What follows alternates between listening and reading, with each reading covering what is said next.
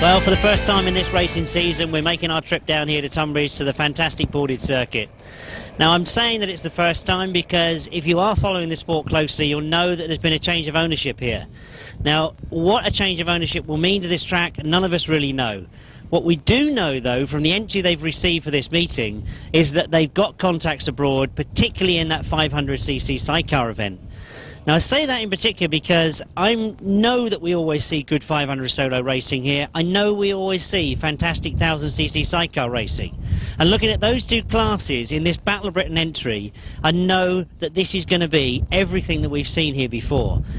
Now, in the 500 sidecars, it's got a real strong continental element to it. And we know that we've seen Malcolm and Leicester and everybody else in the UK going great on these 500 sidecars, but don't often get the chance to see them in competition with these real fast foreigners. So a lot to look forward to. But before we look forward to all that, the concern this morning has been that we've had this horrible spring weather. We've had the rain showers. We've had the sunshine afterwards. And really it's that concern that is with everybody at the moment. You can see from the state of the circuit there's a lot of water sitting around. It's very, very hard underneath. Over the years they've worked extremely hard to get this surface absolutely right. And really at the moment that is the big concern. They're talking of cutting practice down a little bit. They're talking about making a start at 12:30, and we do hope that in a very few moments we will be seeing the first of the bikes out. So at the moment it's with a little bit of anticipation, a little bit of concern that I'm waiting to see the practice start. But one thing I do know for sure, that if we do get this track in raceable condition and we do get the bikes out there, then we know we're in for some fantastic racing. Well, and I've been mentioning about what a fantastic entry we've got here, and of course what I've said in the introduction is that we're concerned about the conditions of the track.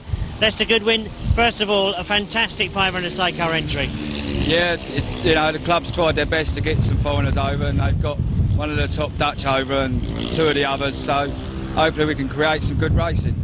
Well, indeed, but of course I think the big question is you've been out for practice now, we've seen the work going on the bike. It's very, very deep, isn't it? The track is very deep actually, you know, but it's the same for everybody, and the club is lucky it's on really, and the weather stays off. You know, hopefully we can get good racing and get on with the track and do something, so hopefully it's going to be some good racing later on in the day. Well, indeed, obviously we're watching with interest, but just coming back really to the competition, you mentioned one of the top stars from Holland. Do you think that's really where it's going to come from? Yeah, William Matthijssen, he's the number one in Holland now. Marco Glory's packed up and he's really going quick, and there's going to be my brother Malcolm. Really, they're going to be the top two to beat today, but I'm up for it, so we're going to have a go. Well, there's one other little burning question I'm supposed to ask you, actually. I know I'm always embarrassed to even ask any rider this, but somebody shouted at me in the crowd over there. They said, I've got to ask you on video how old you are. Yeah. Well, there you go. At least I tried. But there we go. I mean, looking at the track, I mean, we know that Tunbridge has been this deep before. It does get better as the day goes on. Really, it is fingers crossed, isn't it, for some fantastic racing? Yeah. Like I say, if the rain stops, then we're going to get a good racing line, so hopefully we can get some really good racing on, and it'd be good for the club. It's their first time, and hopefully it all goes well for them, and hopefully, you know, it kick off for the start of the year sort of thing. Well, indeed. So the very best of luck to you yourself, and let's hope that racing does come through. Thank you. Well, of course, I've got to try and have a few words with where this foreign competition is coming from. And we've heard from Leicester Goodwin that really, William Matthijssen, you are a Dutch champion at the moment, I understand. Yeah, that's true. And obviously been racing for a long time, but I've got to ask really, is this the first time you have been to Tunbridge? Yeah, Tunbridge is my first time. I was once before here, was with a solo, and now I drive sidecar, and that's the first time here. And unfortunately the weather is very British at the moment with lots of rain, but I mean, you've been out for practice. Do you think it will be a very raceable circuit? Yeah, I hope that not much rain anymore and little sun, and then I think it's okay. It's a beautiful track, but you don't must very much water one. Then it's a track not so good. But when the weather is good, the track is very good. Well, we are obviously hoping that the sun is going to shine on us, because I know we've got a very good lineup of sidecars here. But where do you think your competition may come from today? The English rider, Leicester Goodwin, is very good. Maik Groen is very good, and it's a big, fast track. And when you got a good start, it's very difficult to. Yeah, I think there's a lot of riders make good chances here today. Well, I think I've got to agree with it, William, and I'm very pleased to hear you say that, because I think the competition is very even. We know, to start with, the conditions are going to be a little bit against us, but we look forward to some great racing later on. Yeah. The very best of luck, William. Thank you very much. Thank you. Well, obviously try and get a perspective on the conditions out there, what we've seen in practice. Paul Cooper, what did you make of it? I thought that the inside line's pretty good. It's getting down to the hardest stuff now. The top's just coming off, but if you move out a little bit, it's starting to get deep and like big lumps of mud stuck together. And when you start hitting them, it's getting your drive and just a bit different. But hopefully by the time we get some sidecars round and the first couple of races are through, all the deep stuff will move out and should have a good racing line and good meeting. Well, absolutely. I mean, that's what we're hoping for. We know it is such a good racing circuit. Have you been here many times before? I've been here a few times, but most of the time it's rained, so should be all right. Yeah, I've done a couple of meetings here, but yeah, I like it. It's a good track. It's very fast, and should be a good day. Well, I've seen you a few times this season, and I know at the moment, I've got to say, it looks like being a very good season for you. You know, I mean, do you feel like that yourself? To be honest, the season started off pretty slow. I had a couple of crashes and I broke my ankle playing football a couple of weeks ago, so it's not been going as well as I hoped, but hopefully today's going to be the start of a better season, hopefully, but I'll have to see how it goes. Well, indeed, we'll have to see how it goes. Paul, the very best of luck this afternoon. Cheers. Cheers, thank you. Well, I know I've been looking around these pits trying to find somebody who's ridden this track many times, and I don't think I can get much better than you, Jem. I mean, you've been on this circuit when it's been sunshine, when it's been hail, and all the rest of it. What's it like at the end of the day? Well, as you can imagine, it's pretty tough going, so I'm kind of hoping that they can get the big blade on it and do something with it, and it should turn out good then, but I'm not sure what's happening at the moment. But if it stays as it is, it's going to be very, very hard work. And in terms of hard work, probably to explain to some of the people that watch these videos, it's that front wheel digging in that deep stuff, isn't it, that makes it difficult? Yeah, that's right, yeah, because it's all it's clay like type plasticine. It actually clogs the wheels up, and it saps the power out of the engine, and you really rolling across it and all over it, so you haven't in effect got any steering. So I mean, it makes it very unpredictable. And of course, the other thing which happens is that you tend to get these berms of dirt, and when you hit these big, which can be up to a foot deep, and when you hit these berms, that shoots you straight. So I mean, if you are sideways and you hit one of them, that straightens you up, and if you happen to be near the boards, then you're going to be through the Alps. Yeah, you're going to know about it. Yes, indeed. I mean, I know there was a lot of nervousness this morning about whether they do get the bikes out there. Everybody's been out for practice now, and already we're seeing there are some dry bits, but I think, as you say, it's still going to be very unpredictable, isn't it? That's right, yeah. I mean, if they can sort of like do a little bit with it, that'd be a great help. If they can just sort of blade just one smooth line, that'd be nice. But otherwise it'll be interesting stuff anyway. Well, it will be interesting, and I think looking down the lineup, I mean, at the moment I don't feel like I can predict who's going to do the winning. There's a tough lineup there, isn't there? That's right. You know, fair play to the club. They've managed to put a good field together, and it's a tough one, whatever. Yeah. Well, fingers crossed for you yourself. Great, thanks a lot. Cheers. So, really completing the lineup, we've got a perspective on the circuit from the solo and from the 500 sidecar teams. Now, really turning our attention to 1000cc sidecars. Gary Jackson, you've been here many times, but what did it feel like when out for practice?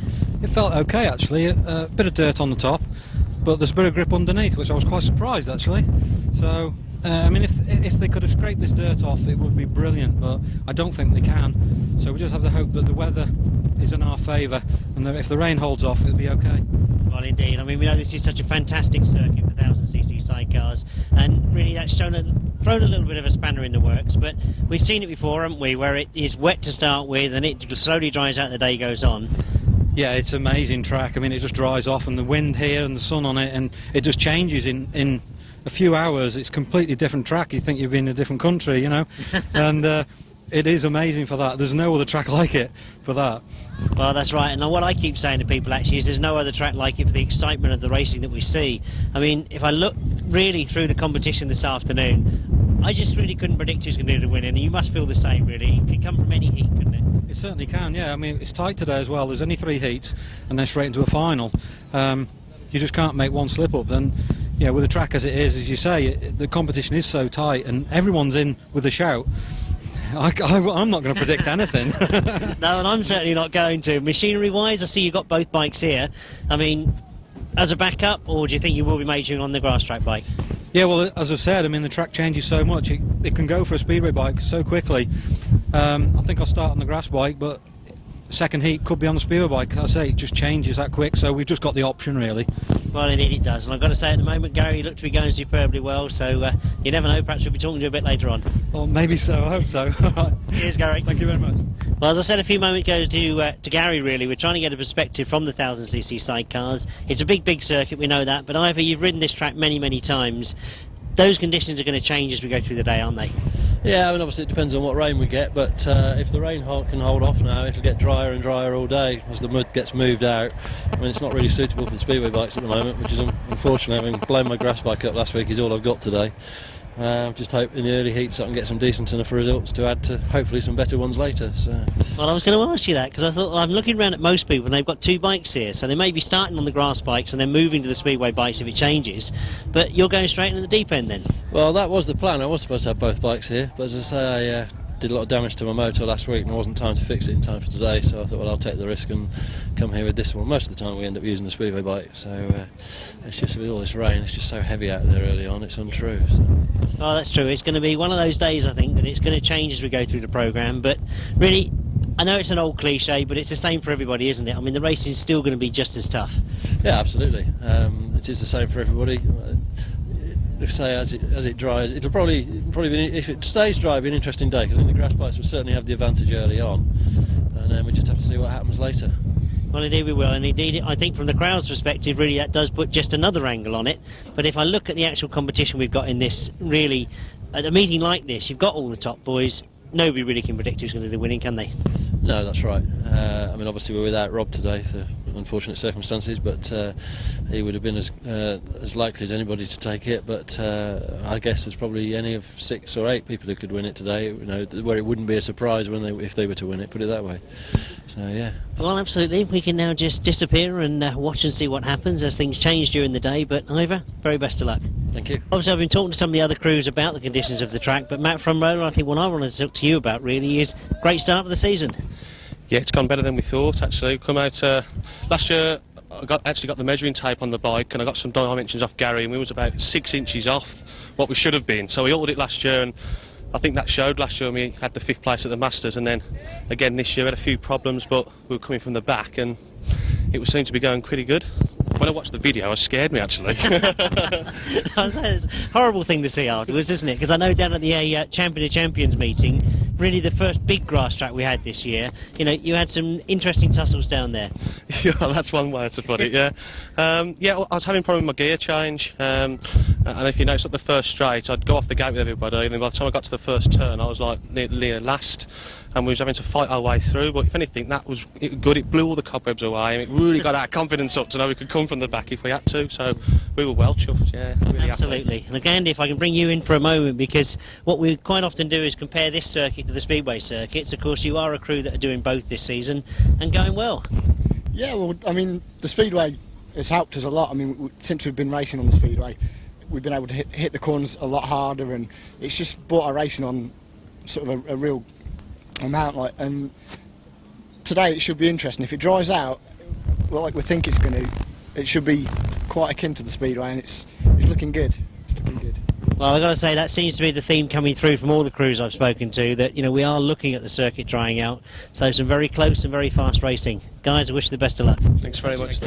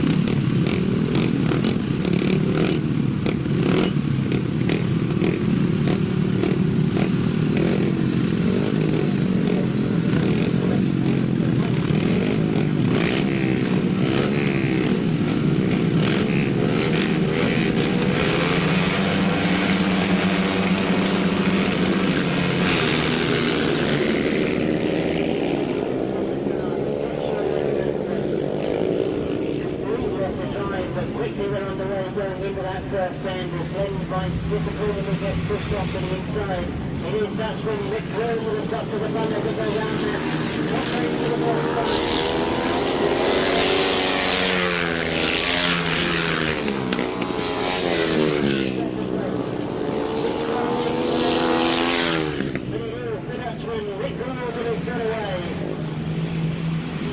Down the back shoulder with that top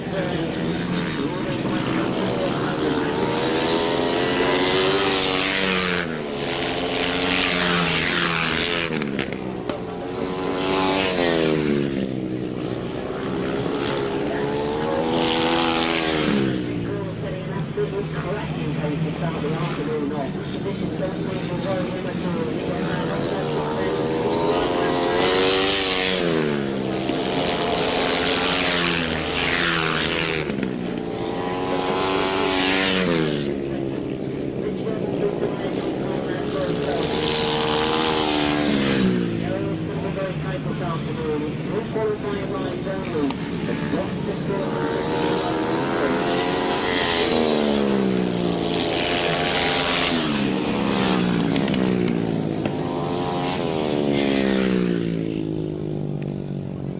The 500cc solo class, and it's a win for rider number 1, Maik Groen. In second place, number 152, Matt Reed. In third place, number 9, Mitch Godden. And fourth place, number 14, Stefan Cat. Fifth place goes to rider number 5, sixth place, number 24. No other finishes there. The winning time was 124.59, 124.59, 63.45.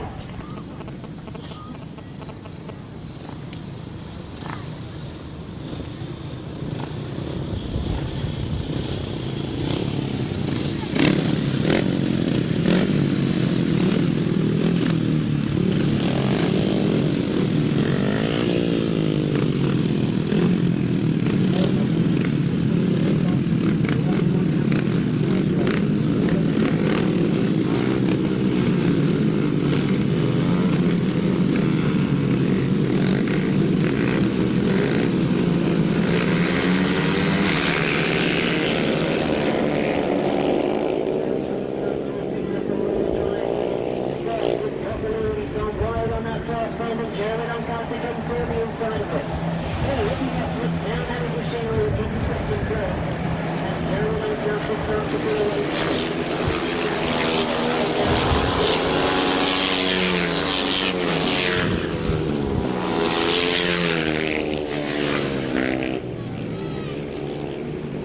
not to start wide on that whole train. There seems to be a tendency towards him to drift down on that whole train. They're also picking up drive at the centre of the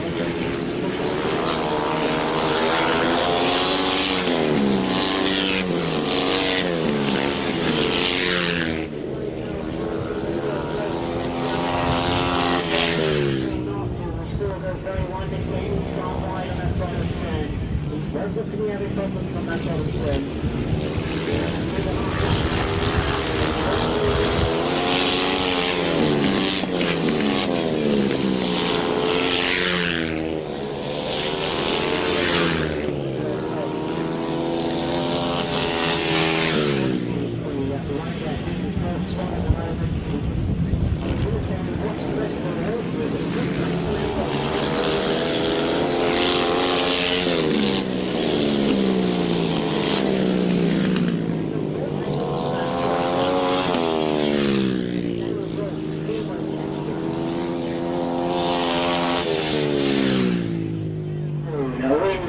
Rider number 6, and that is Jeremy Doncaster, of course. In second place, number 10, Uppy Boss. In third place, number 50, good ride from Phil Ambrose. In fourth place, number 16, Darren Rolfe. Fifth place goes to number 29, Paul Knott. And sixth place, number 2. The winning time, 126.91, 126.91, 61.76 they averaged. Hello, first leg, now on for the 500 Sidecars.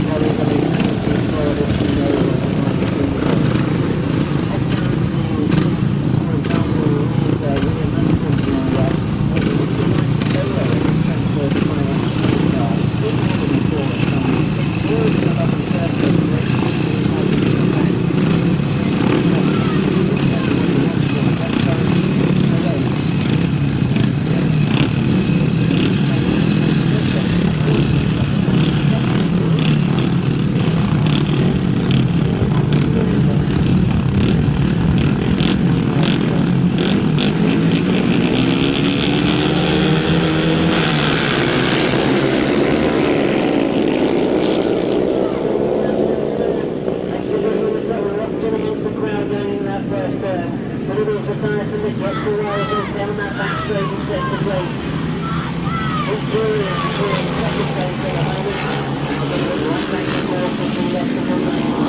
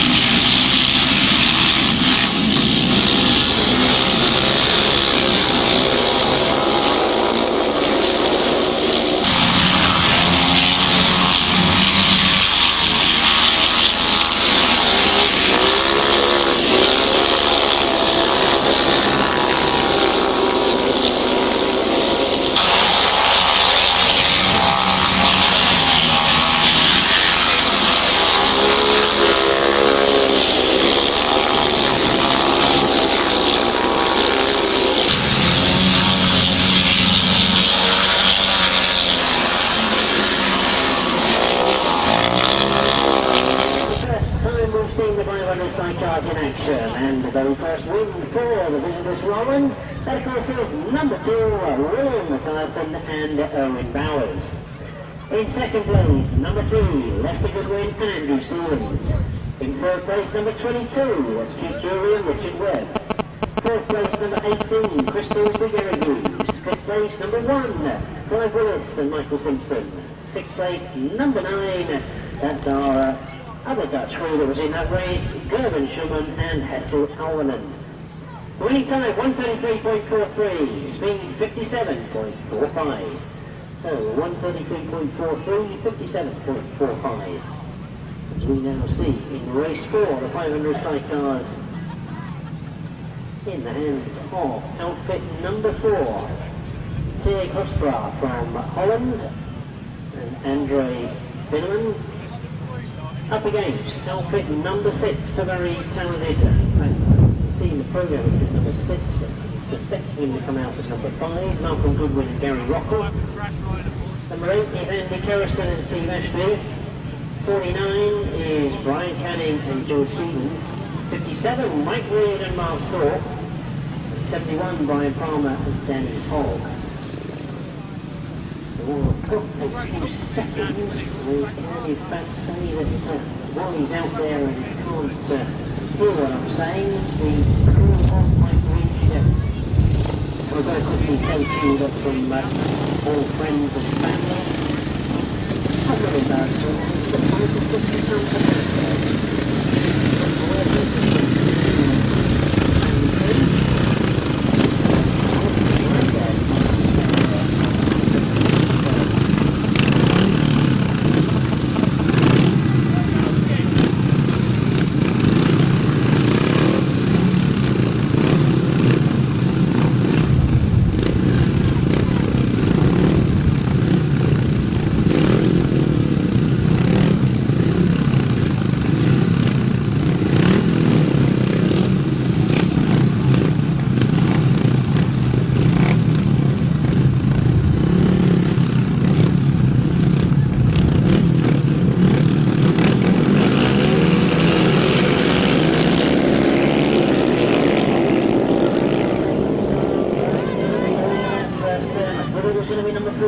in the first race there, had to slot back in second. Malcom Goodwin a long way down, but at the moment, with Maik Groen at the moment.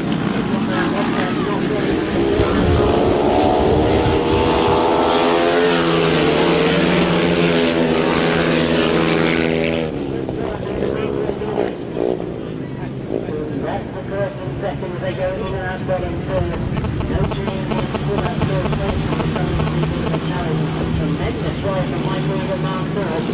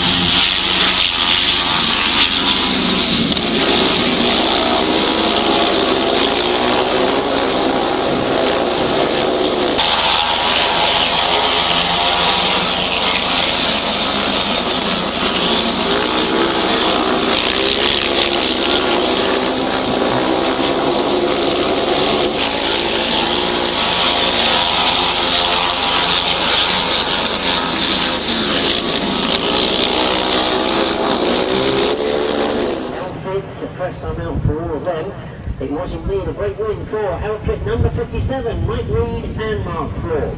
In second place, number 4, Jürg Hostler and Andre Vinnemer. In third place, number 71, that's Brian Palmer and Danny Hogg. In fourth place, number 5, as it should be in the programme, Malcom Goodwin and Gary Rockwell. In fifth place, number 8, Andy Carrison and Steve Ashby. Sixth place goes to outfit number 49 with a winning time of 1:37.68, 54.95. So 1:37.68, 54.95.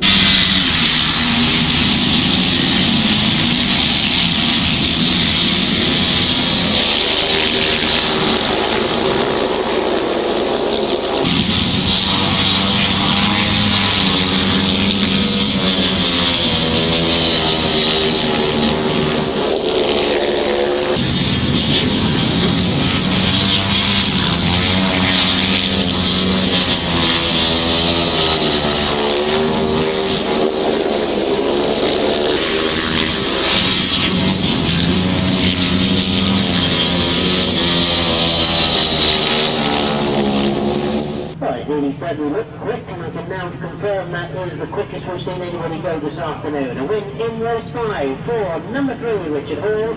In second place, number 7, Sean Tacey. In third place, number 11, Paul Cooper. Fourth place, 73, Julian Phipps. Fifth place, number 20, Bob Dolman. Sixth place, number 170. And that's the Brentford. The winning time was 122.94, 122.94, averaging 64.65.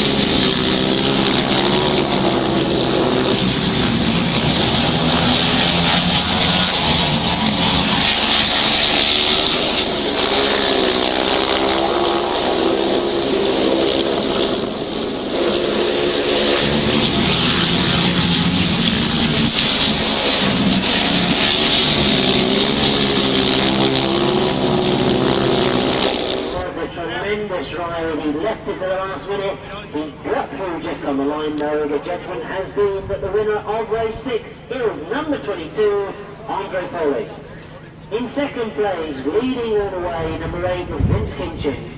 And in third place, number 12, Trevor Banks. In fourth place, number 83, Nathan Irwin. Fifth place, number 65, Lee Bartlett. Sixth place, number 33. Seventh place, number 611. The winning time, 125.60, 125.60, 62.70.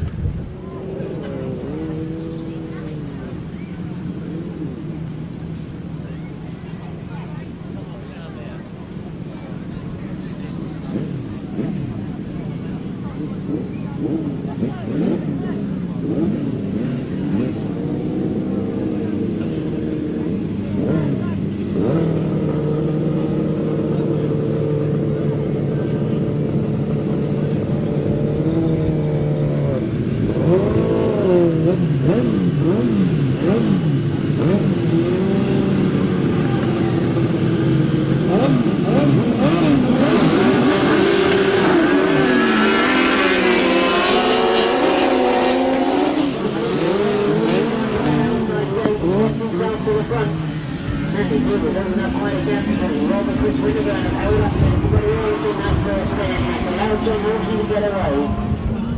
Robert Chris Winterburn holding everybody back in second place until a good first corner tactic from Winterburn.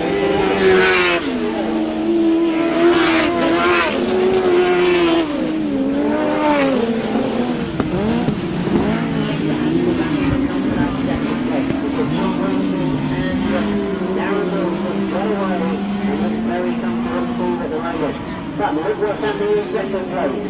That's number 1, Andy Wilson.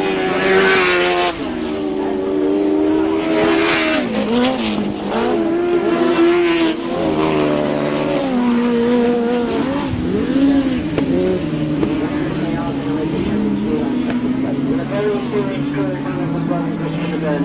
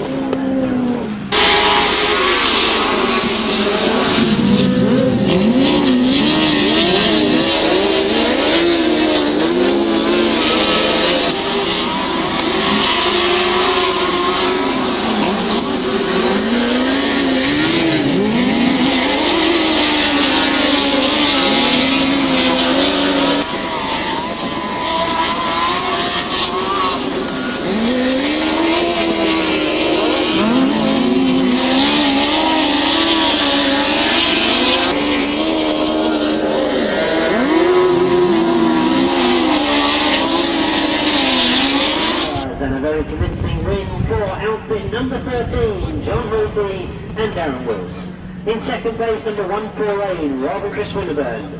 Third place, number 5, Matt Fumarola and Andy Wilson. And fourth place, number 9, Lee Ray, passengers by Nick Owen.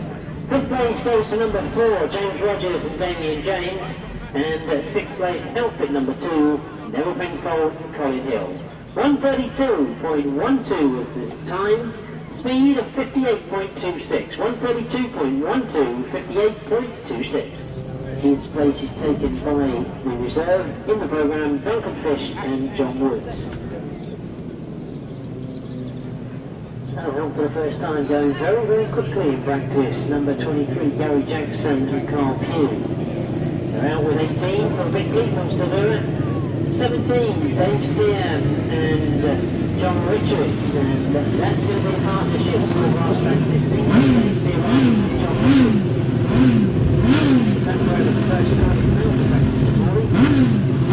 Ivor Matthews, Grasstrack machine. Wide, so there's the way out,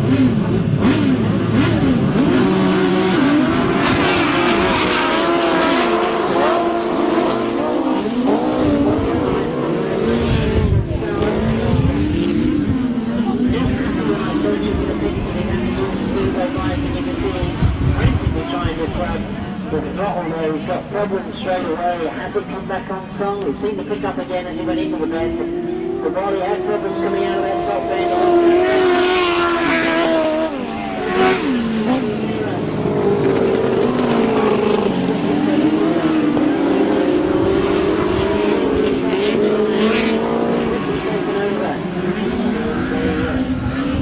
Right down that back straight, very much in control. Although, as they say, that for a victory of Bruce Silver, not too far away from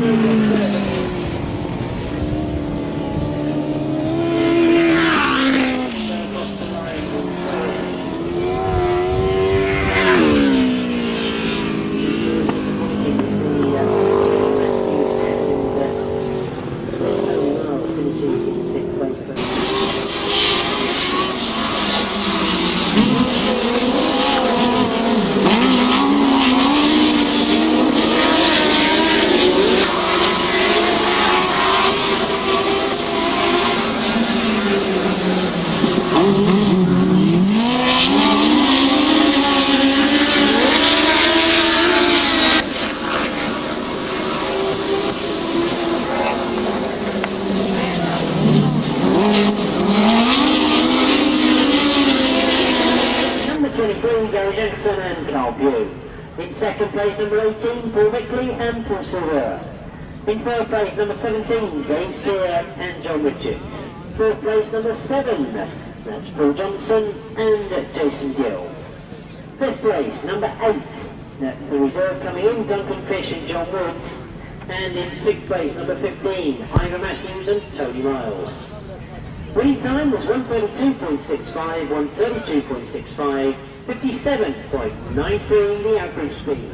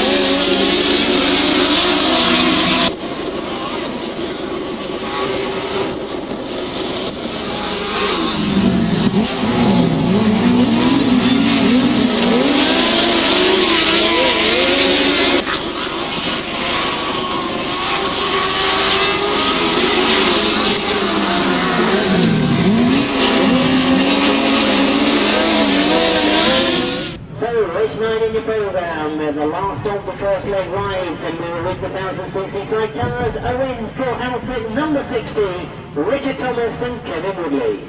In second place, number 74, Duncan Solus and Simon Booney. Third place, number 62, Mick Toll and Tony Baisby. Fourth place, number 184, John Hitchcock and Simon Wall. Fifth place, number 30, Seth Blythe and Carl Blythe.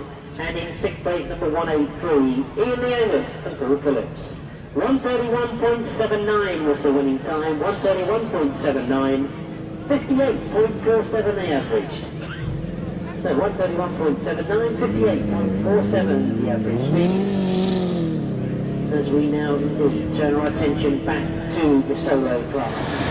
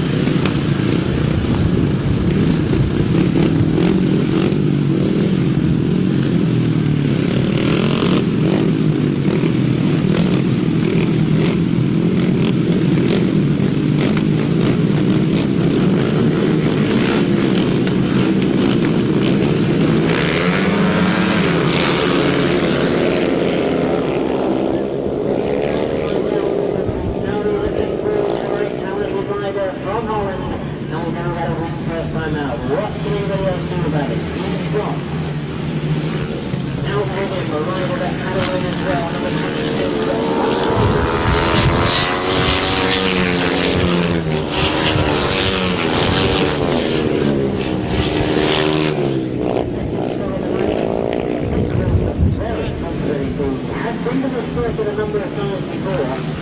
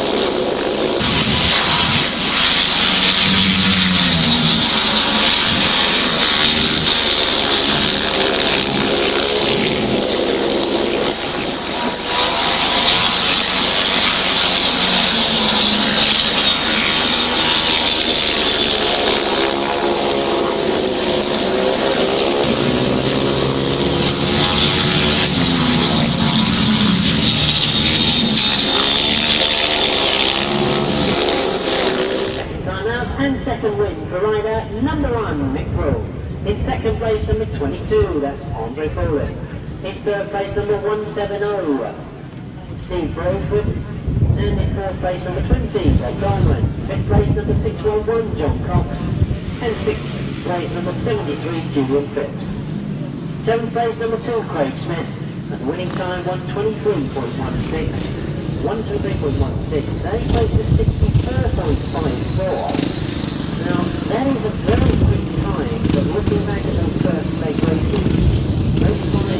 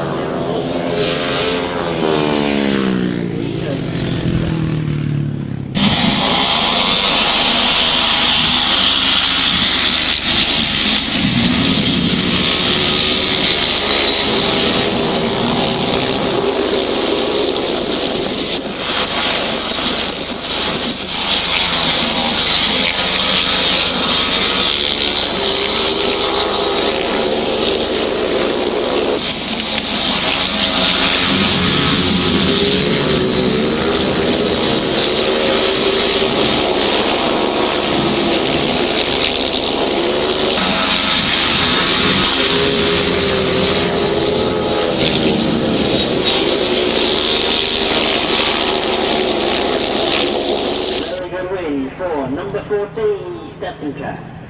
In second place, number 3, Richard Hall. In third place, number 24, that's Enrico Ionosca.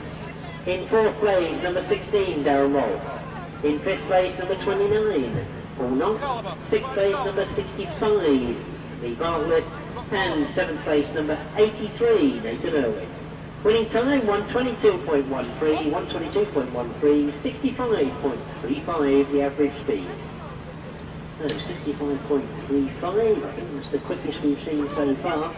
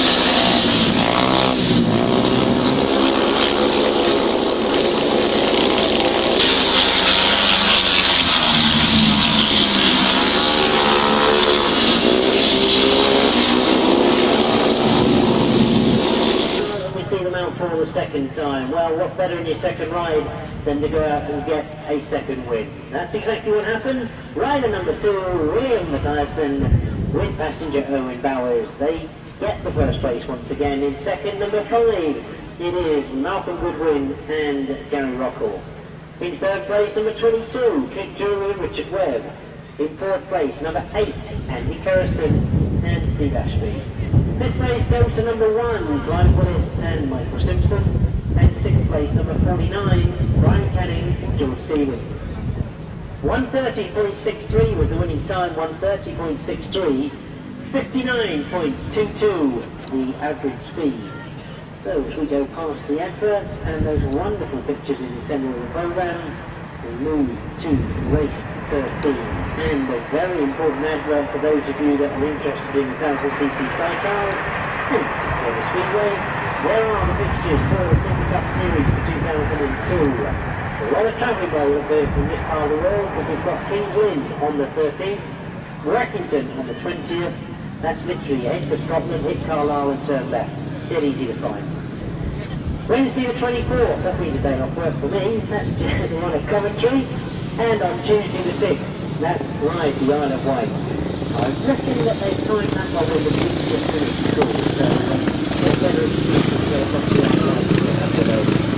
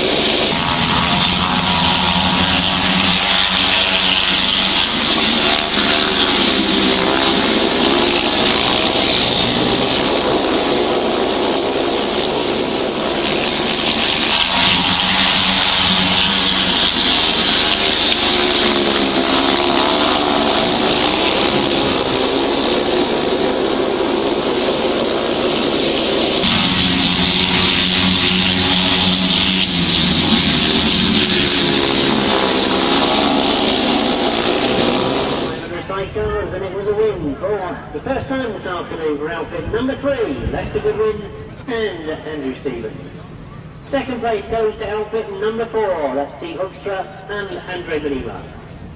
In third place, number 71, Brian Palmer and Danny Hogg.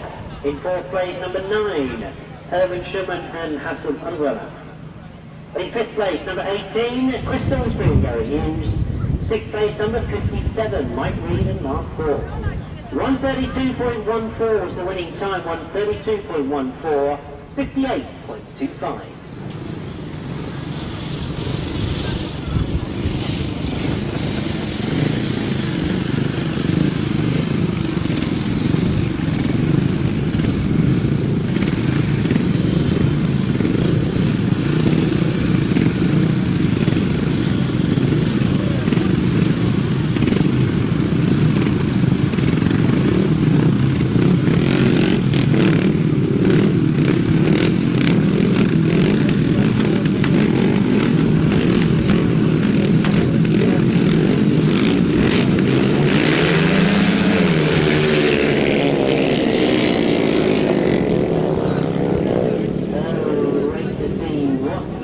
decisions will be taken from that one. Obviously the tape's broken.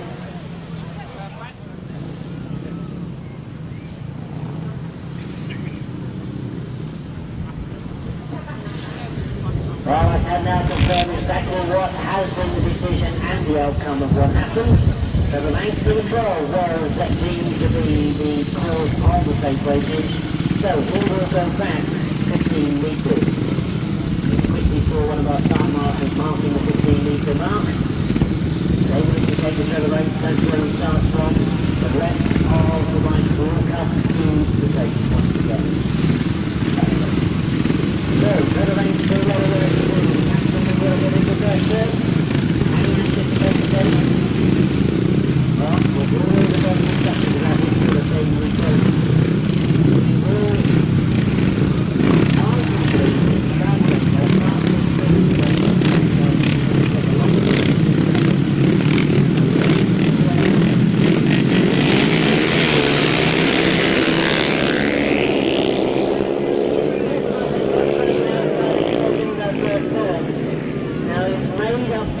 when he's still got work to do to get to the front. And he's so up to third place he goes in the street.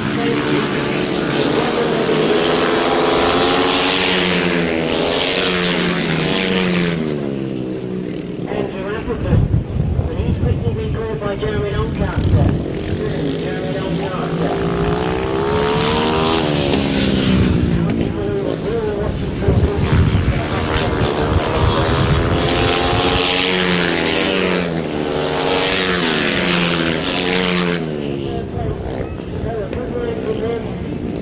with that 15-metre deficit, the rest of them up and third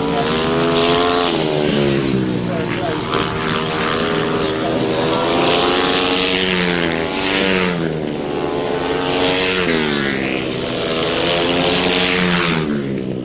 He finished in a low 5th place in the first line.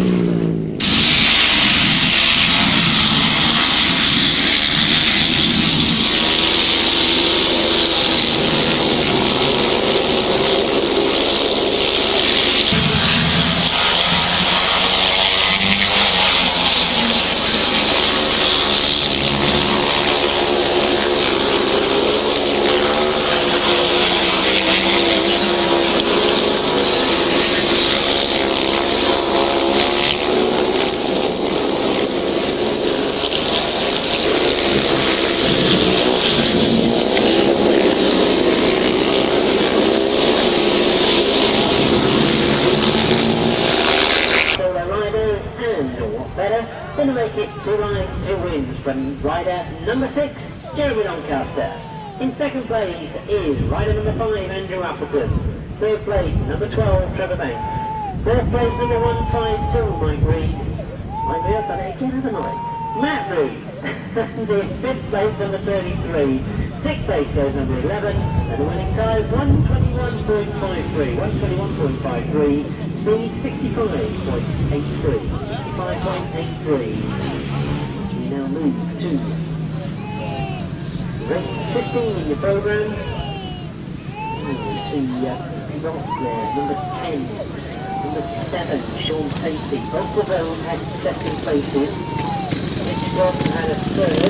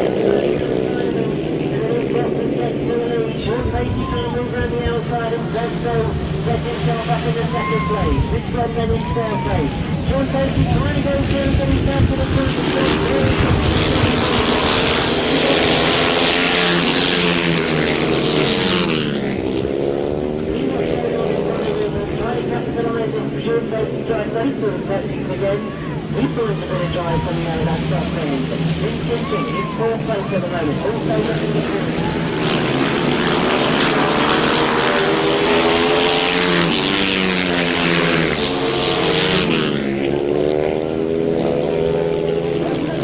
closer now. Sean Stacey trying everything he can to go head down that back straight.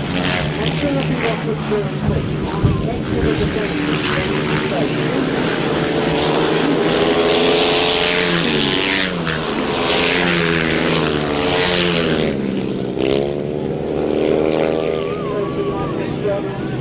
That was a mistake looking box there coming out of that top end. Wow, Sean Stacey couldn't capitalise on it, but he's still getting in that second place.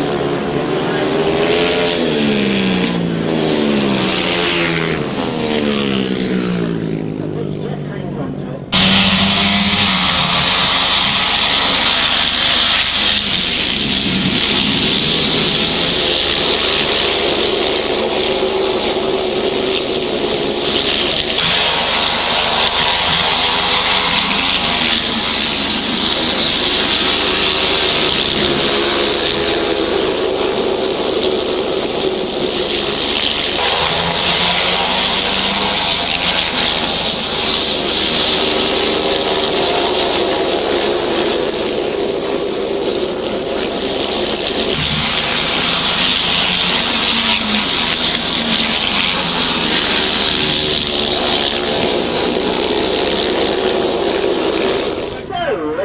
It was, and we were win obviously by over so to win there. For rider number 7, Sean Stacey. In second place, number 10, Lovely Boss.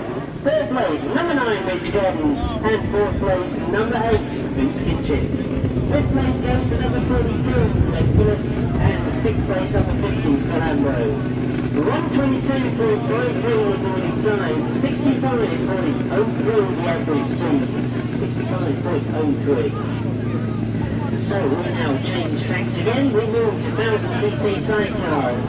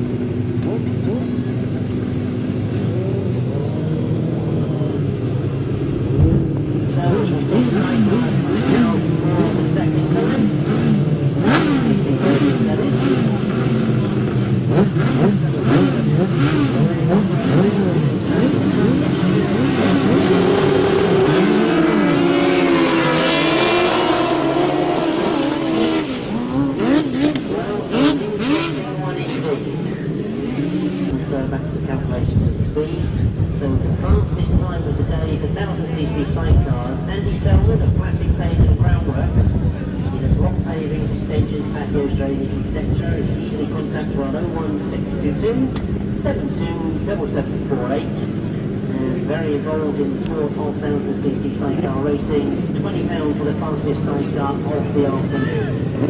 So we'll get faster and faster as the afternoon goes on. We know the track is drying all the time.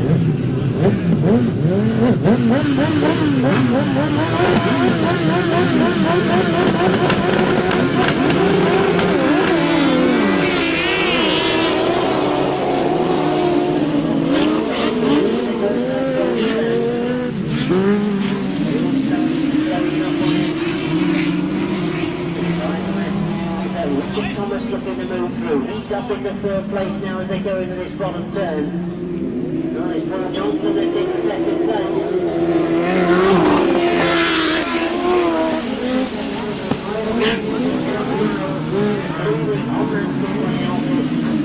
Richard Thomas looking to make a challenge on Paul Johnson. Paul Johnson responds and keeps the speed on down the back straight. As he overtook it for that bottom bend, he's holding it tight. The rips out slightly coming on the bottom.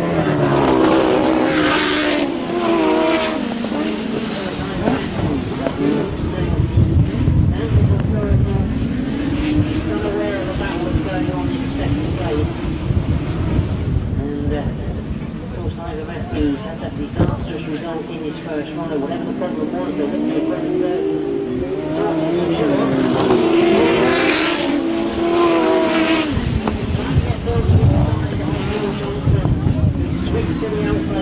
bit. Let's give him a good line coming out of that top end, and that's a terrific move from Richard Thomas. But Paul Johnson responds. And that's brought the two of them that have overshot that bottom plane. That means that Richard Thomas could possibly hold the line.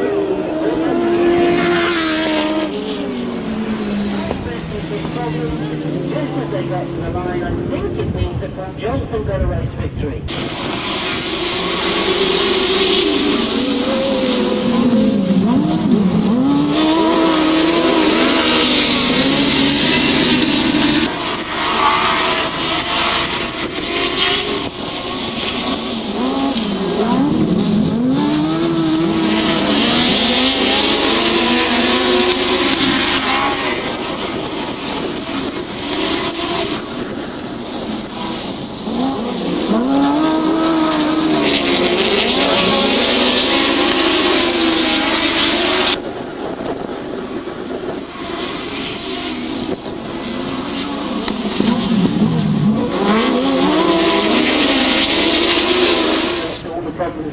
Out for Ivor Matthews, and we know what they were, but he looked to be going much better, and then all of a sudden he hit problems just coming to the line. It means that we've got in race 16 a victory for outfit number 7, that is Paul Johnson and Jason Gill. Second place though was number 15 Ivor Matthews and Tony Miles. Third place number 60 Richard Thomas and Kevin Woodley. Fourth place number 4, and that's James Rogers and Damien James, and in fifth place number 30 Seth and Carl Blythe. 131.95, 131.95, a speed of 58.37.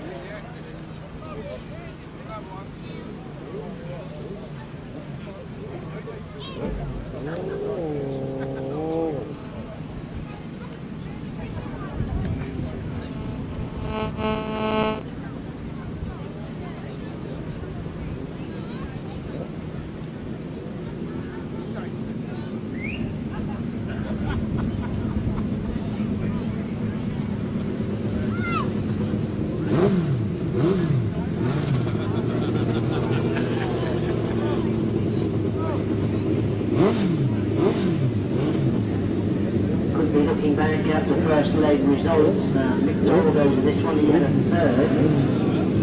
Number Torres had a second. Dave's here with a third as well. Victory with a second.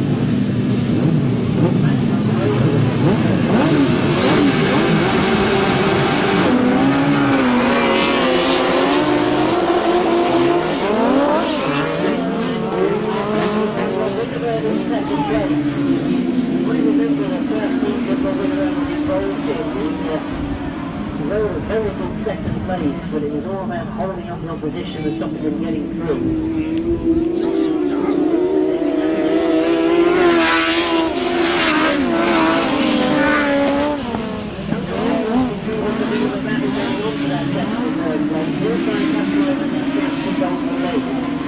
While all that's going on in second, third and fourth place, you've got Matt Fumarola and Andy Wilson comfortably getting away.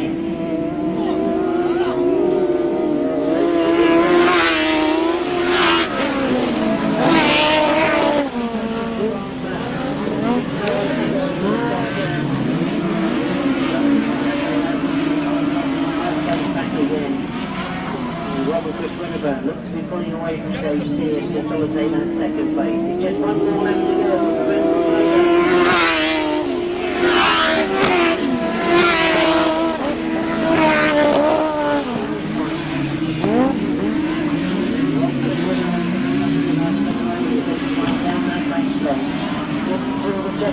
They come this time, and it's going to be working through this afternoon for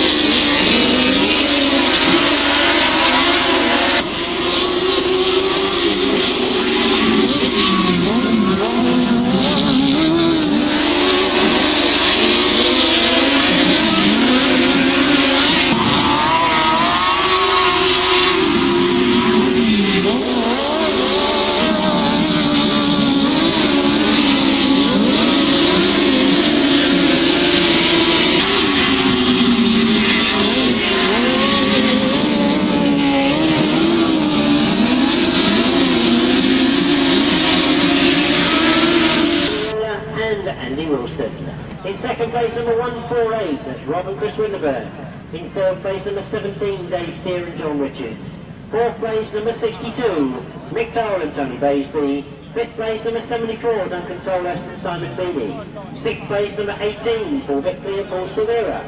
The winning time was 128.32, the speed 60.77.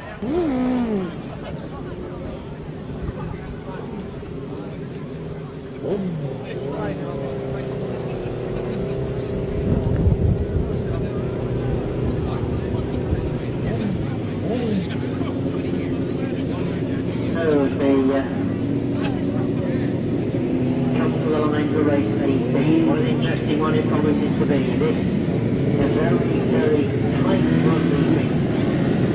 3 miles over the qualified for that final.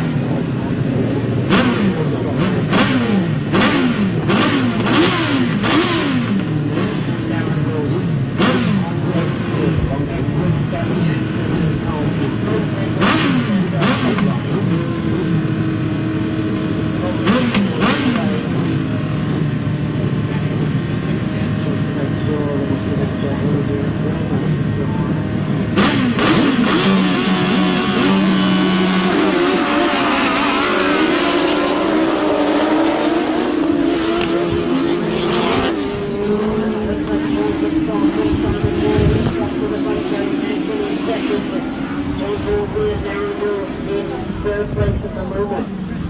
But that all looks like changing as they go around that bottom turn.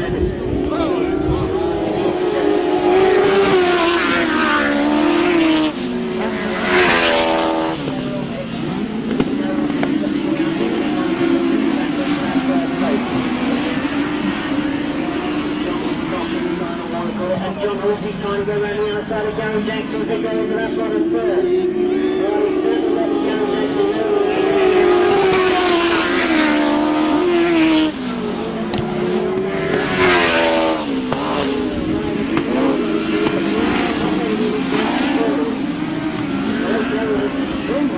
First right, doesn't look to be able to get any faster drive down the straight, and John Hiscock is not.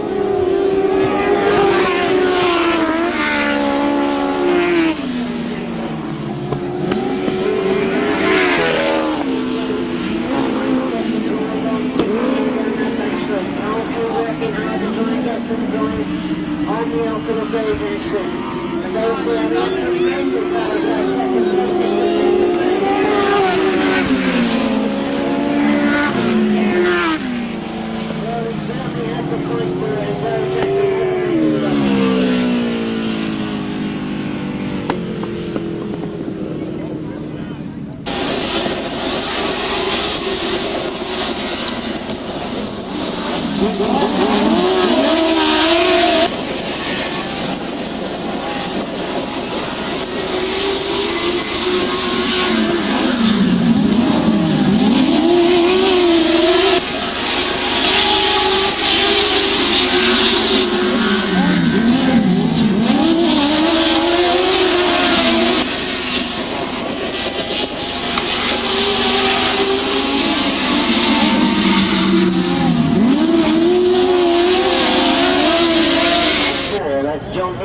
And Simon Ball. In second place number 13, John Halsey and Darren Wills. Third place, number 23, Gary Jackson and Carl Pugh. Fourth place, number 183, Ian Amos and Paul Phillips. Fifth place, number 9, Lee Ray and Nick Owen.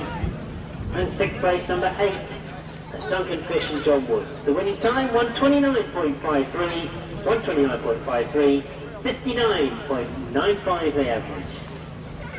So as it says in the programme, we've now come to an interval. Chance for me to say to Sue and Well, happy 12th anniversary today.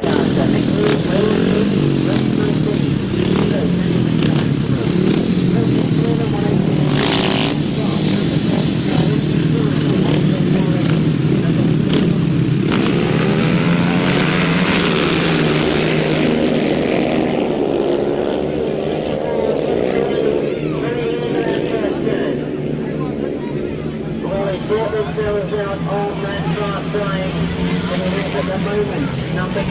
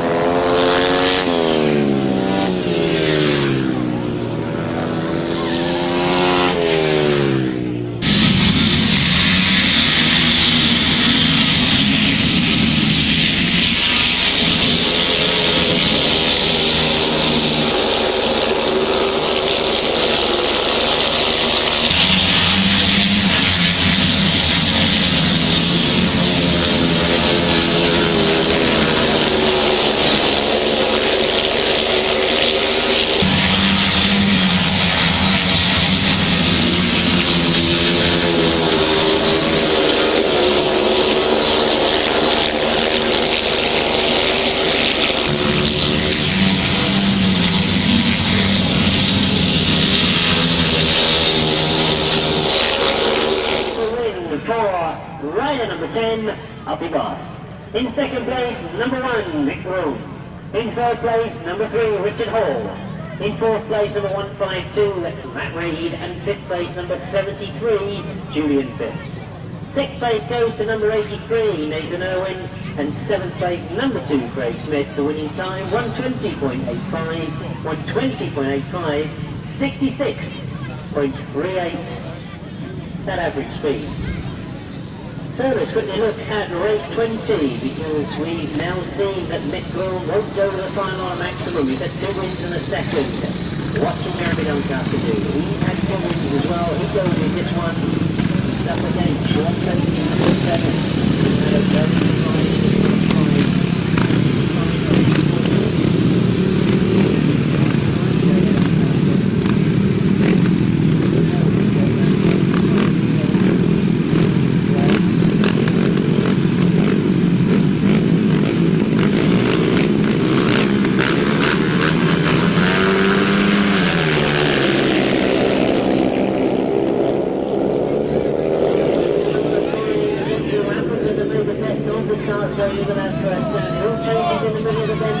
very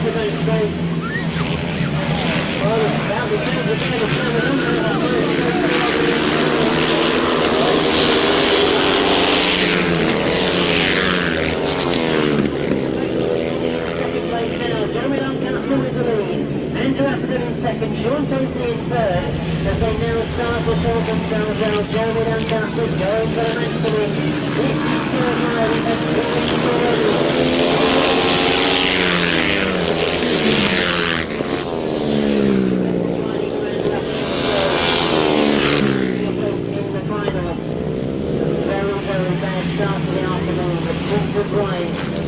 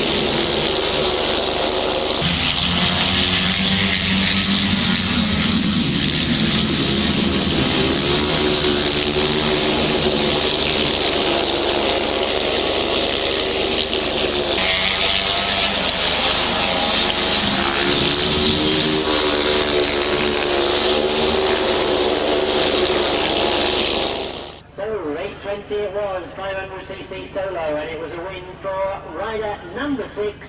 That makes it 3 out of 3 for Jeremy Doncaster. We're sort of seeing him in the final. In second place, number 5, that is Andrew Appleton. In third place, number 7, Sean Tacey. Fourth place, number 42, Glenn Phillips. Fifth place, number 50, Ben Ambrose. Sixth place, number 65, Lee Bartlett. And no other finishes there. The winning time, 120.97. 120.97. 66.29 is the Flying Dutch crew of William Matthijssen and Erwin Bowers that are maximum 14 points. We will see them go in race 22. Closest to them is number 3, Lester Goodwin. He's on 12 points, so a win in the second place. And he does go in this one against brother Malcolm, who still needs to score well in this one. He got 8 points from 2 rides.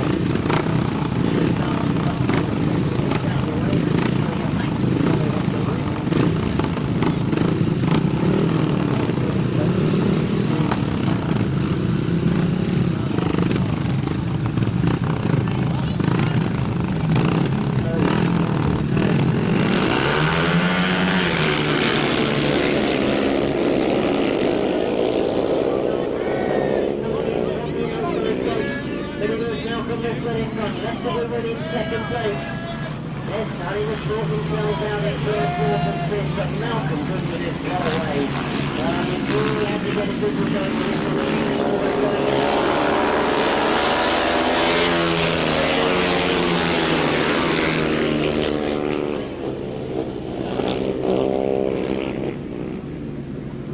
Watch on the far side.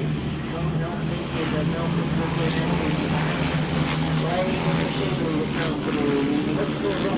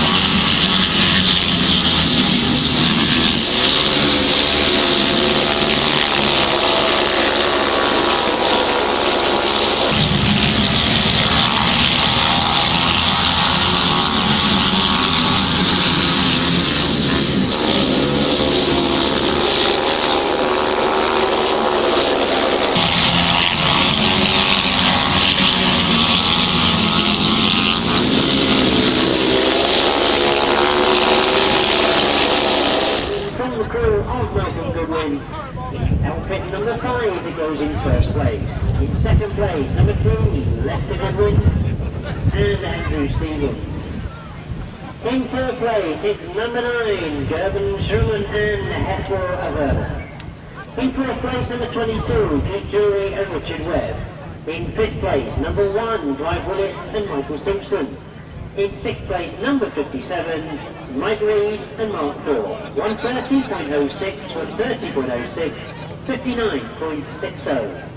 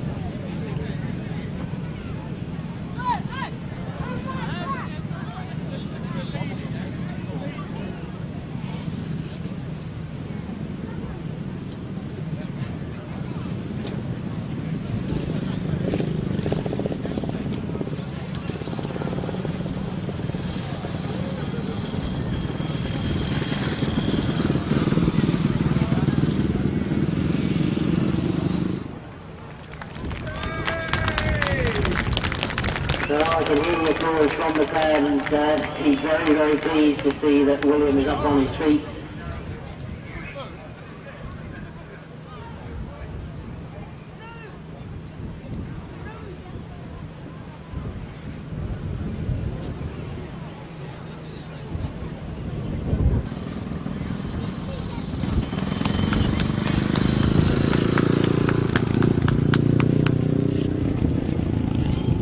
Positions are with the rest of the scorers. They know that the person has got 14 points. Whatever they've got, they know they've got to score high enough in this ride to get in front of that.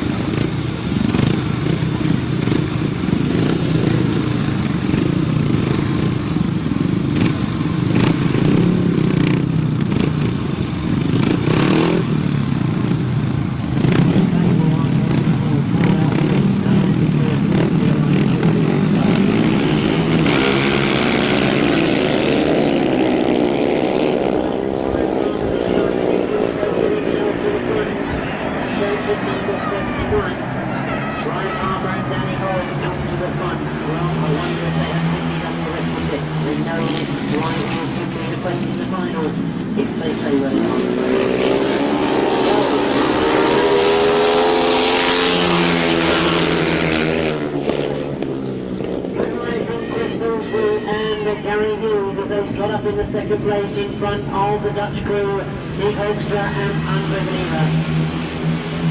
They of course will have also a chance of getting into the final. They're sitting on 10 points at the moment.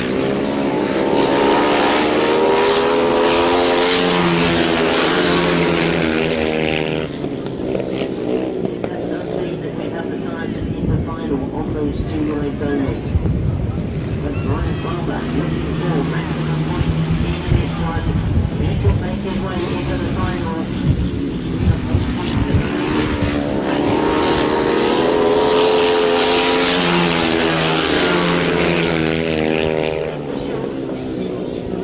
Rival at the moment doing enough. Off the line then he goes once more. Check the flag away, they will be cool as they come round. Brian Farmer and Danny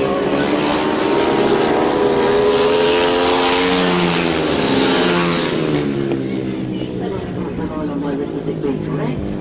We never do. Wait for the official confirmation from the lap scorers.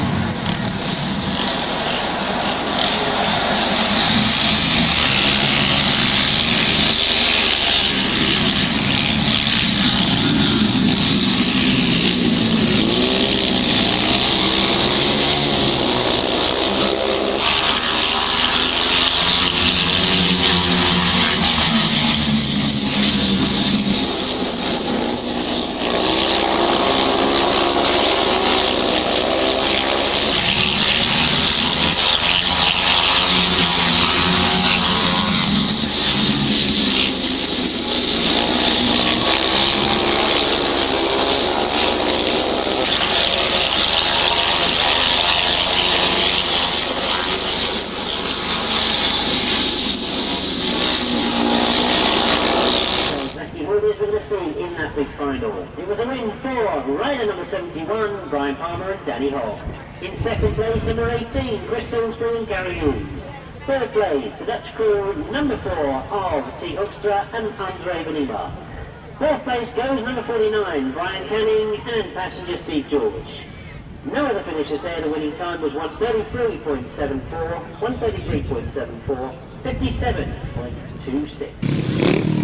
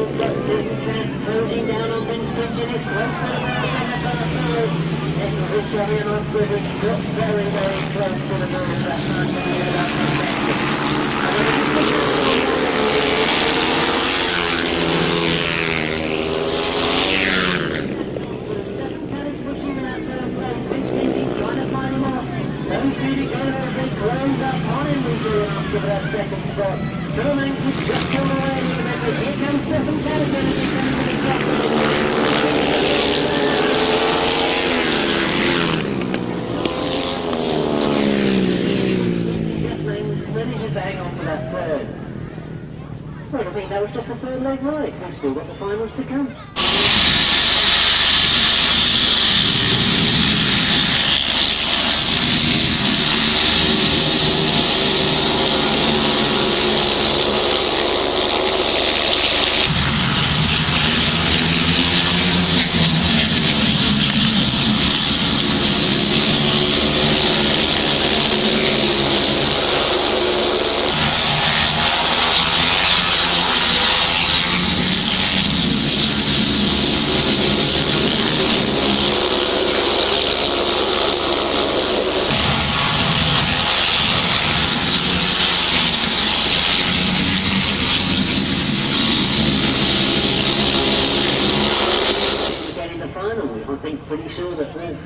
In the first four will be seen in the final. Let's give you the official result then of race 23, because it was a win for number 12, Trevor Banks.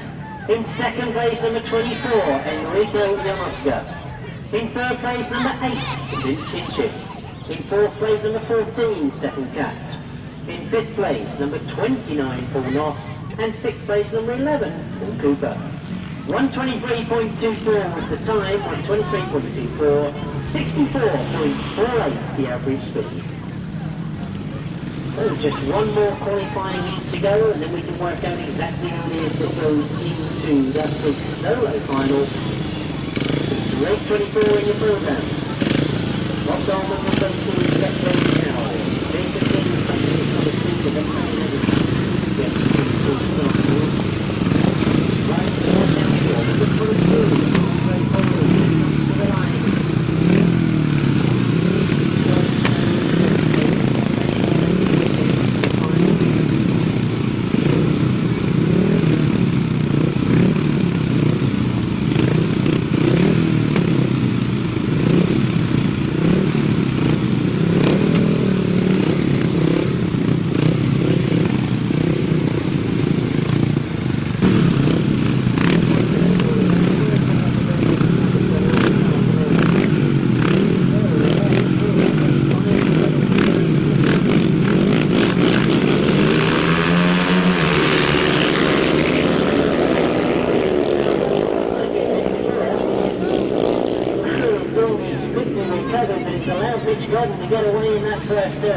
Andre Bowling in second place at the moment.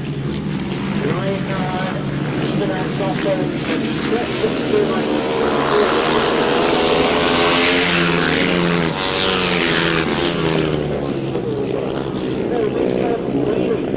Now he must be getting into the final. Has got Andre Bowling behind him. Those two are just getting away from the rest of the field.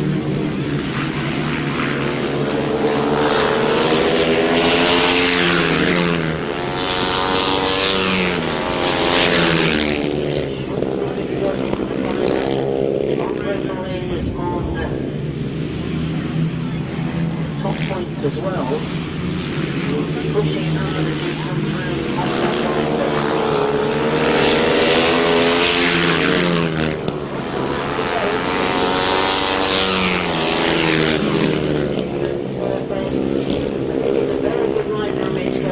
Keeping the challenge away from Henry Boyne.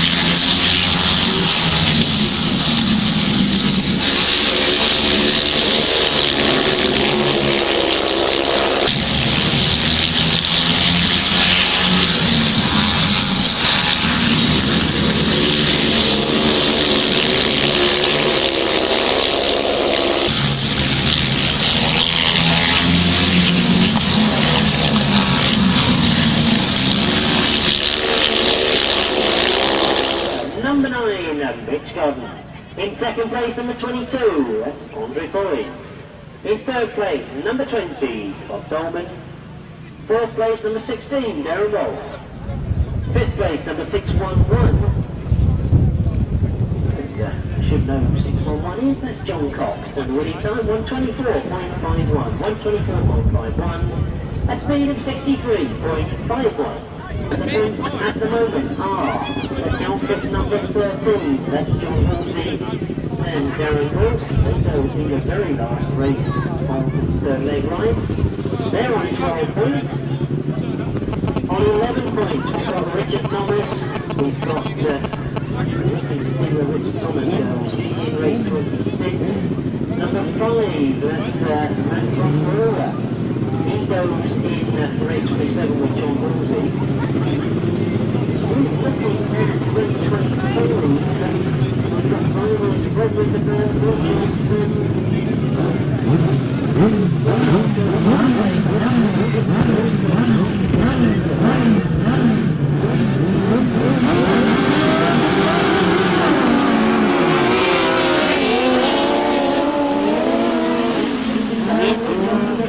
Three outfits together for that second place. Robinson in the very looking won the battle for it. There was a charge through going down the back straight. Can't see the moment that he's trying to make the long run round the outside of the burn that forward.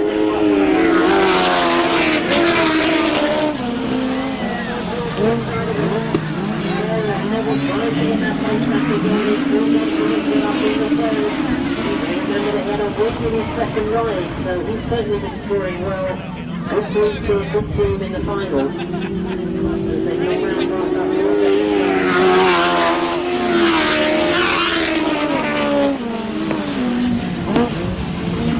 very commanding position. Very good Goodwin, holding second. Will Johnson, Jason Gold, Nevill Penfold losing out another place to drop back to fifth spot.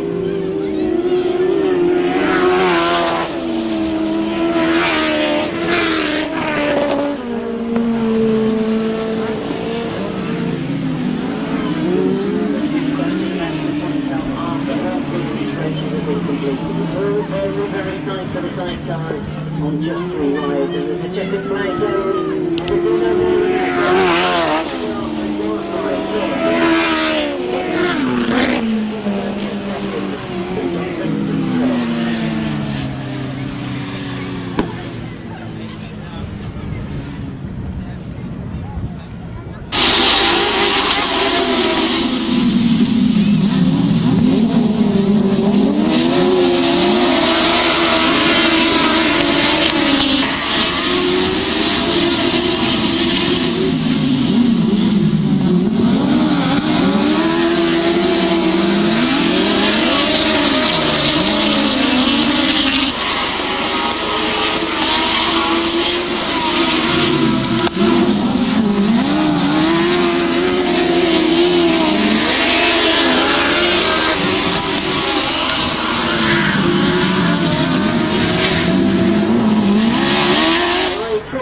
RCC Sidecars. A win for number 74, that's Duncan Tolhurst and Simon Beattie. In second place, number 148, that's Rob and Chris Winterburn.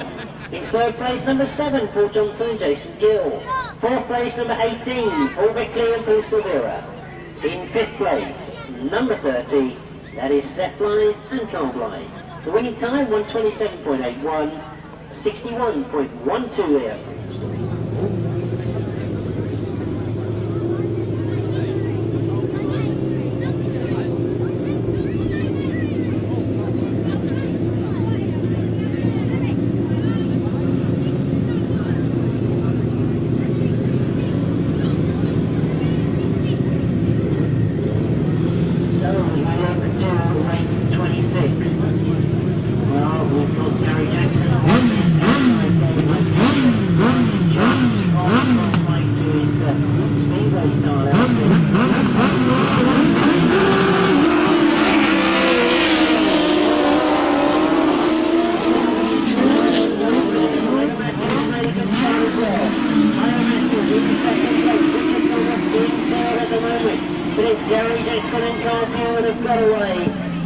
Absolutely flew off the start line. They were in an outside tape, but they got themselves to the first game.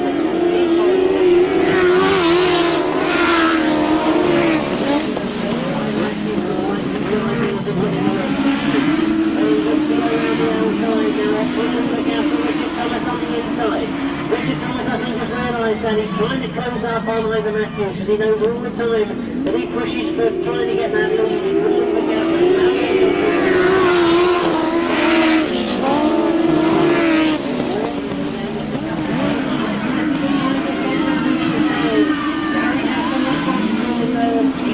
To go down the back straight. Now Collier moves over and makes sure he can get maximum drive on this bottom turn, and both of them together as they come round here.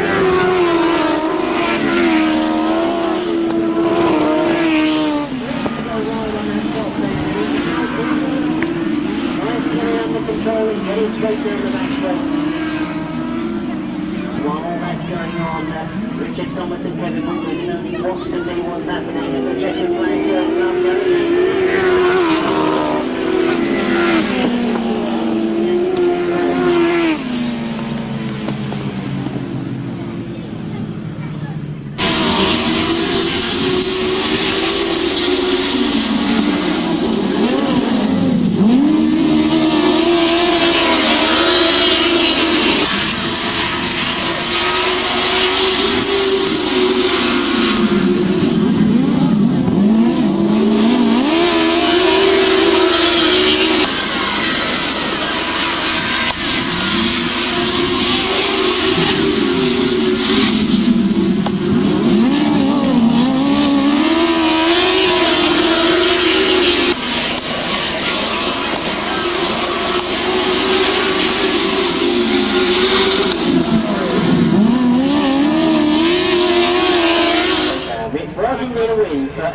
Number 23, maximum points to Gary Jackson and Carl Pugh.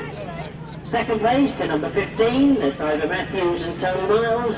And in third place, number 60, Richard Thomas and Kevin Woodley. Fourth place, number 183, Ian Lee Amos and passenger Paul Phillips.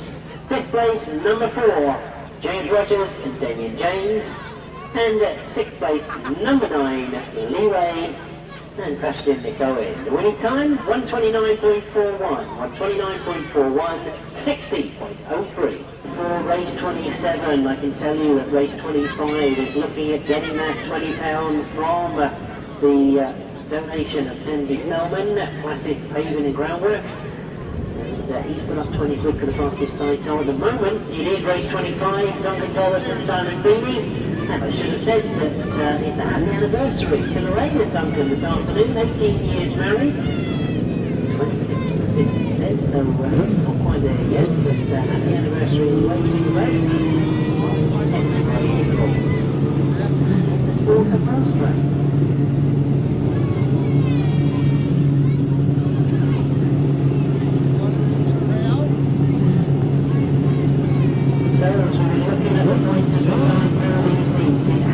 Very interesting indeed coming in with this last race because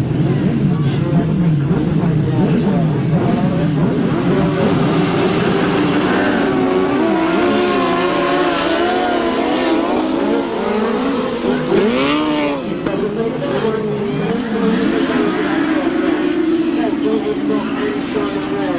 The win here will make a place in the final. Well, one of the riders I think are ideal to get in the final as well. He is helping number 62.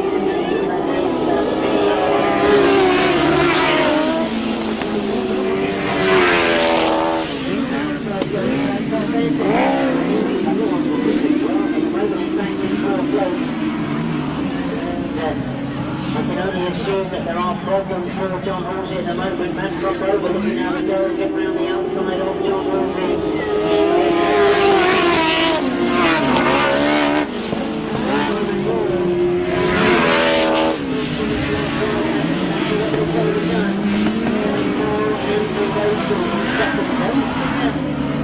John Richards in third place at the moment. Matt Fumarola and Andy Wilson in fourth.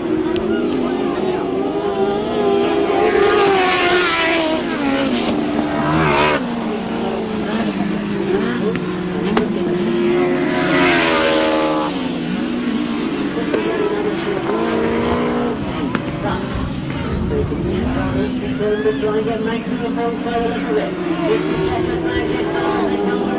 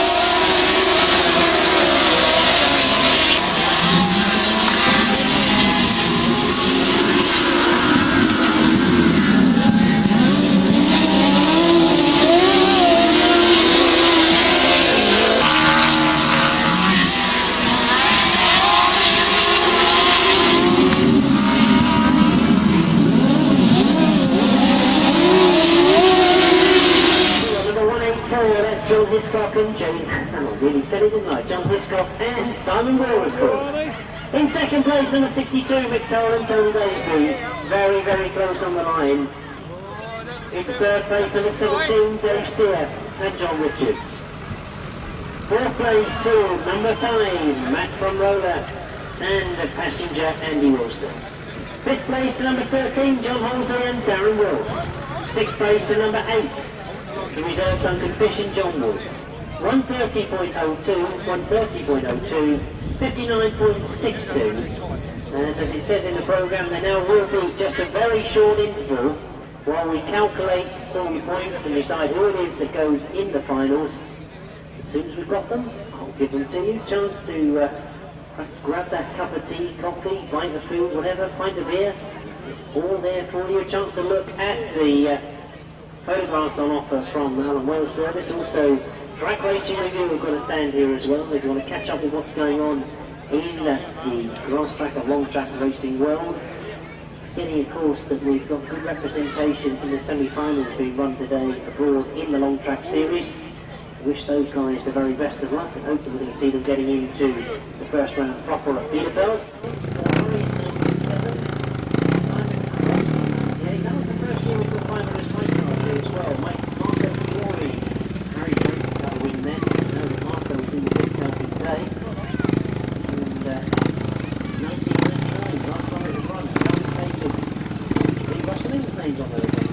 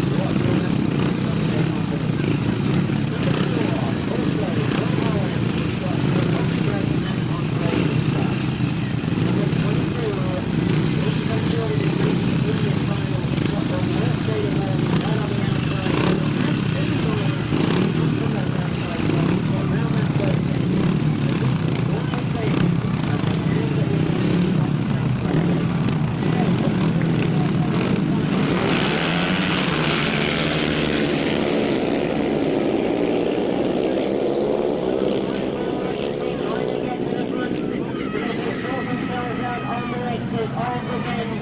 There is Malcom Goodwin that's got to the front. And Malcom Goodwin is the lead from William Matthijssen, and Matthijssen comes out and connecting that top end.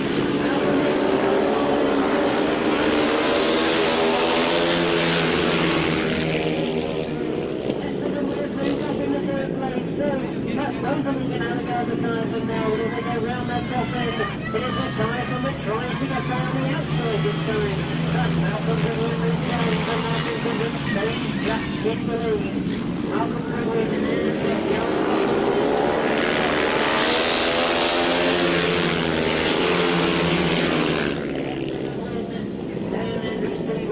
still there in third place. They can see the mayhem that's going on in front. Malcom Goodwin pulling on all his experience to try and stay in front of the Cornish Dutchman. And away the Dutchman challenges going loose for that bonus turn. One lap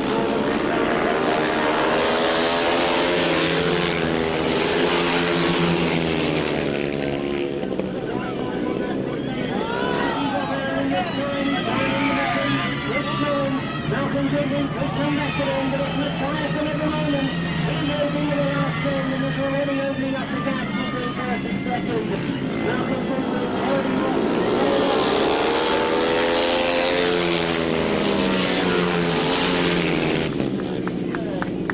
Well, they said they were going to bring some top stars over from the continent. Indeed, this is one man that has been here before riding a solo machine. He's come back on a 500. He said to me this morning when he interviewed him that he will enjoy this circuit. Well, he's seen it very close to hand, but he's also gone out there and winning a fantastic ride in the final.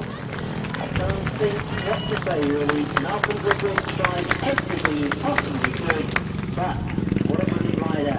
William Matthijssen, passenger Owen Bowers.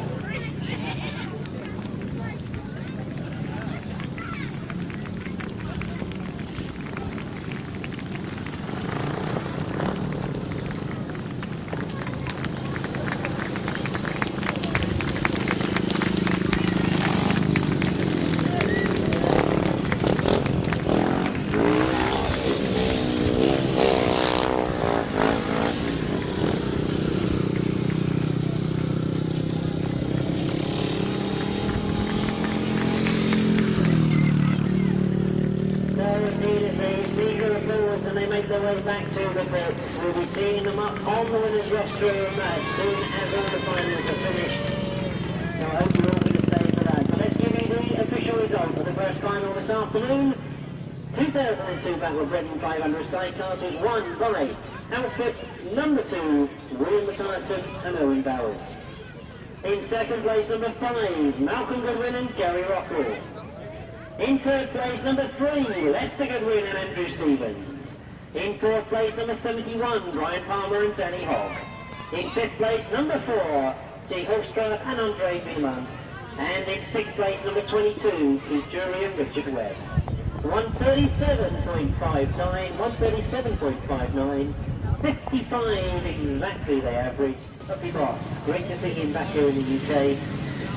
Number 22 follows next, that's Andrew Pauline, the Gal Powered Machine from Germany. Number 3, Richard Hall, terrific to see youngster here at Cambridge. Number 7, Sean Casey. And number 9, Nick Jordan. Number 12, Sarah Back.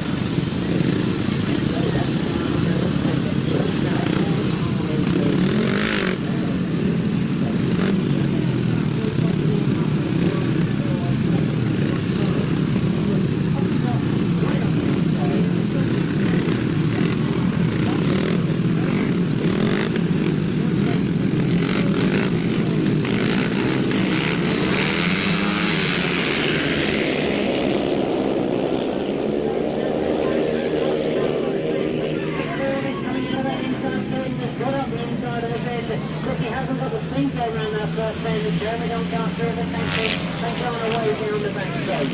Jeremy Doncaster is the lead. He comes very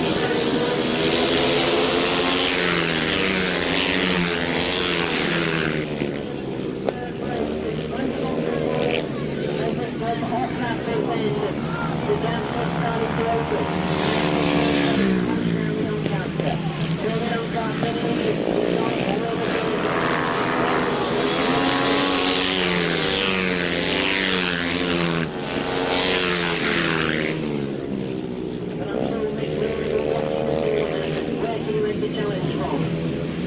Happy Boss, still there in third place. Can't go in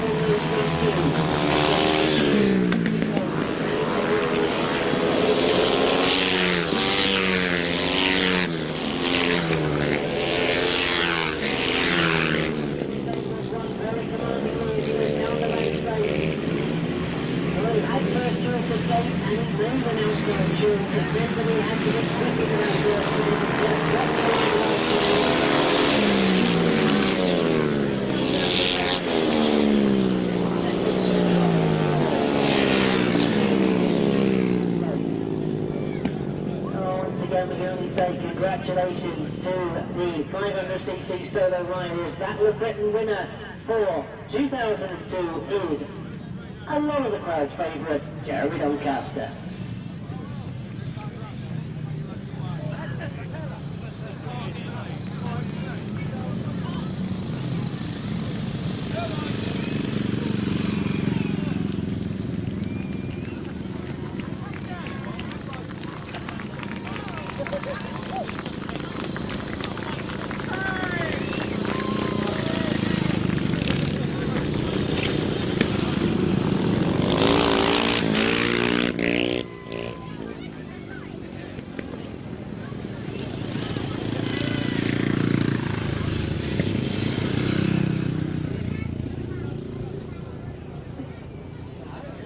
Well, I'm sure that Jeremy is going to come round again, or as you know, he's taken the checkered flag with him. I perhaps he's going to come round, so he's been told by the pits that he's going to return the checkered flag to us over here, because we still have the 1000cc sidecars. So, in the meantime, let's give you the official result of the 500cc solo Battle of Britain. It was won by number 6, Jeremy Doncaster. In second place, number 1, Maik Groen. In third place, number 10, Happy Boss. In fourth place, number 22, Andre Foley. In fifth place, number 12, Trevor Banks. In sixth place, number 9, Mitch Godden. In seventh place, number 3, Richard Hall. And in eighth place, number 7, Sean Casey. 122.85, 122.85, 64.78 was the average speed. Final is, of course, as we've just seen in the 500 solo and the 500 chairs, a straight race. 4 laps only in 40,000cc sidecars.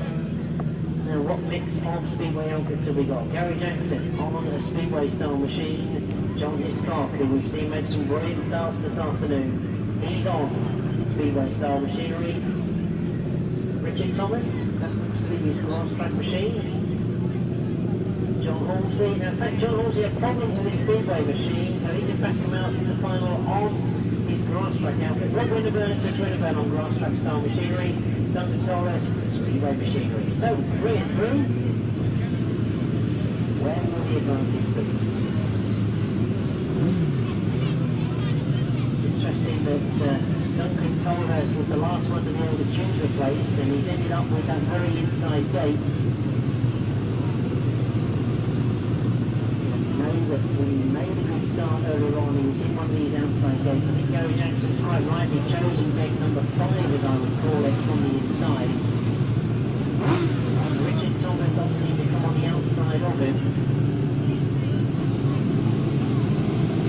Started coming to the line, so we'll go there to the line.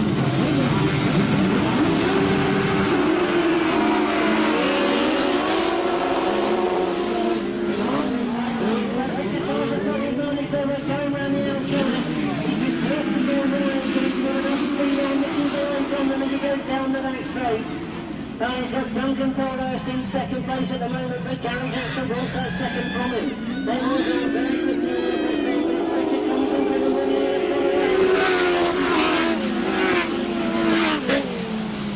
Duncan Torhurst back in first, Robert doesn't want to give it up. Gary Jackson's trying to keep the door shut. He's got the things on that first place at the moment because he's got Duncan Torhurst coming back at him. Duncan Torhurst goes through in the second place, so it's all chop and change with second, third and fourth, but John Halsey now is going to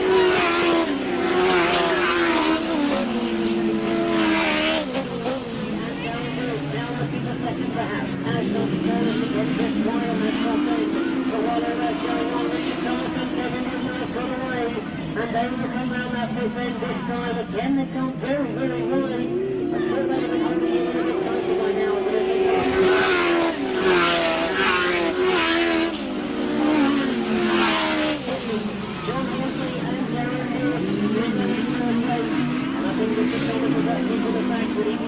lead on if he stays out wide. He's not going to gamble coming in tight. He's going to stay out wide and quick. And that's going to be enough for him because he comes off that last bend. He's going to see that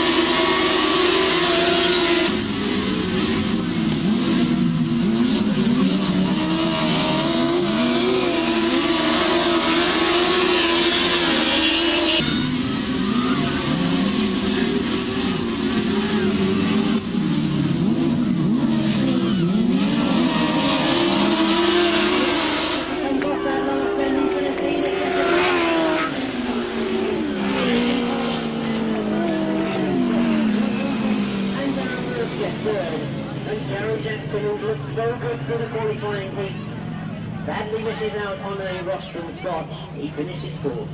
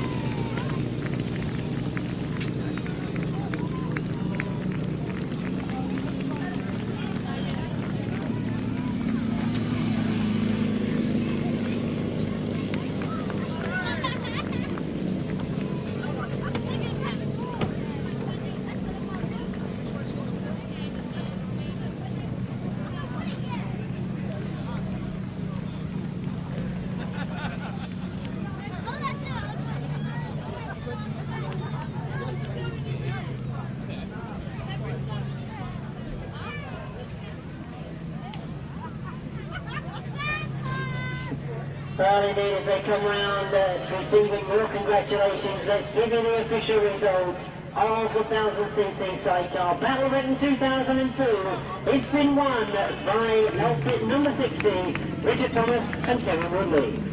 Second to them was number 74, that's Duncan Torres and Simon Beanie. Third to them was number 13, John Halsey and Darren Wills. In fourth place, number 23, Gary Jackson and Carl Pugh. In fifth, number 184, John Hiscock and Simon Wall. In sixth place, number 148, Rob and Chris Winterburn. Winning time was 1:33.51 and speed 57.40. And as they leave the circuit, I think you'll agree that we've had a little bit of extra glamour here at the Tunbridge circuit. Our thanks indeed to the four girls that have been stood out there all day long, keeping a smile on their faces and having a little bit of a panic during the day as well.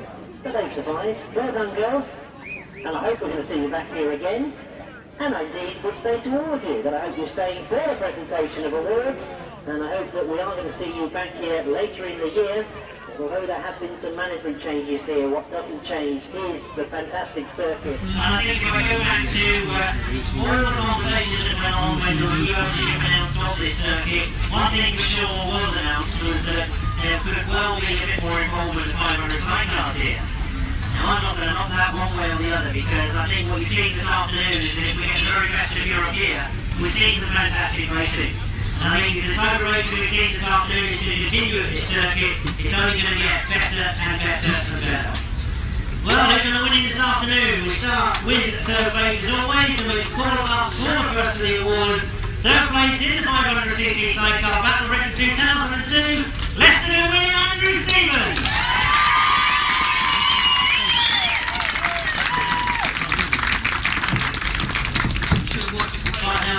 Give you awards, so you've also got a video to you.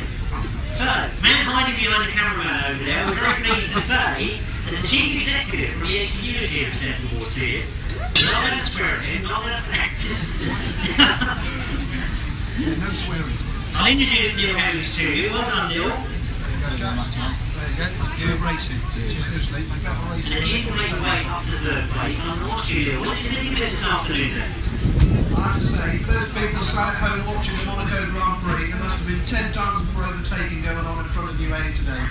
Fantastic, closely fought, bare knuckle riding, fantastic entertainment, and I have to say I'm delighted you've been in this afternoon. Well done indeed, and I hope you take our message back to all the other colleagues up there in rugby.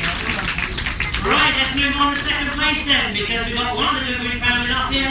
Let's get the other one up there, because finishing in second place, Malcom Goodwin and Gary Rockall.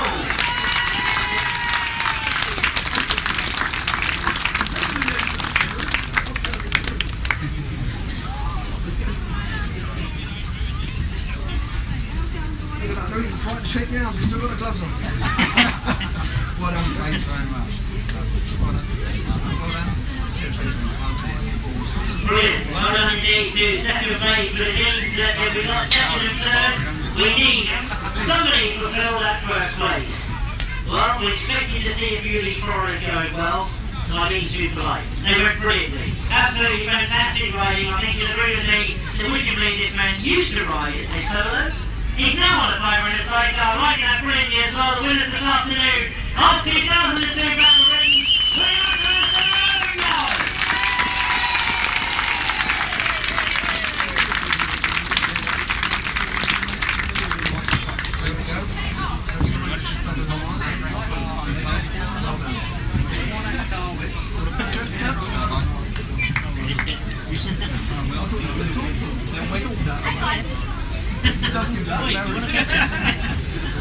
Well done, boys.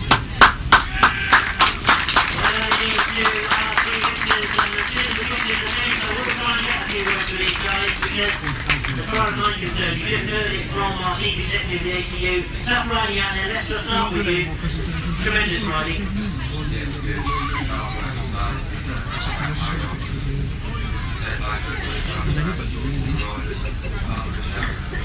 Well, it's not a good show. I'm going to have a quick word with your brother over here because I think the people about it thought you were doing it.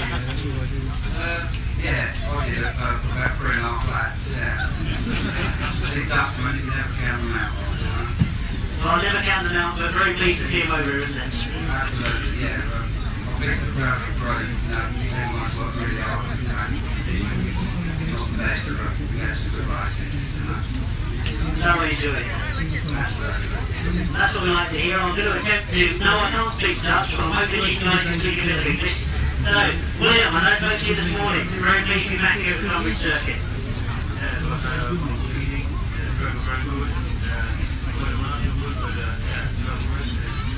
Perfect racing, but one little mistake I might remind you of. Yeah, my good driver number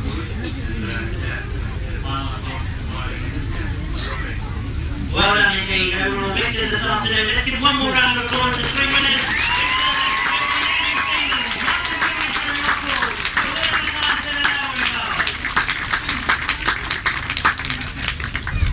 Well done indeed to the competitors in the 500 sidecar event.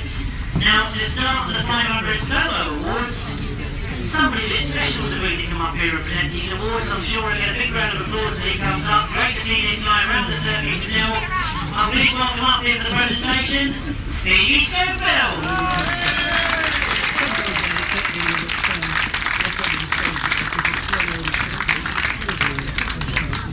Shall we through? Dennis. Kevin. Oh, God. Get those 500 back here, Dennis. That's so low.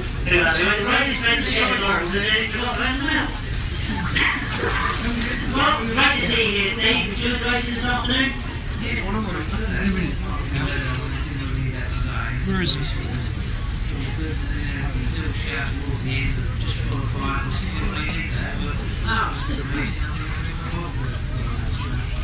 Great to see one of those old boys still going well, isn't it? Yeah. You're going to find out in a very few minutes, because if he presents the awards to you, then we'll make sure we'll get somebody up in the collector. Right. No, I won't repeat what's just there, I can't. Right. We're now one You're trying to take it over again. Right, it's all amongst yourselves for you, while the photographer takes over and gets the pictures he wants for the press.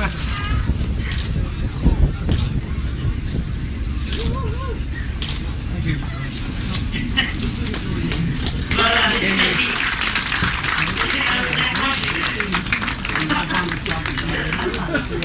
If you're allowed one mistake, I mean, no right, I'm allowed about 10 dozen. And I'll certainly use that Maik Groen this afternoon.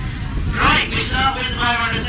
As always, we start with place, and I'm very pleased to see that they've brought in a very good entry this afternoon. And welcoming up on the stage here for third place, Ivor Matthews.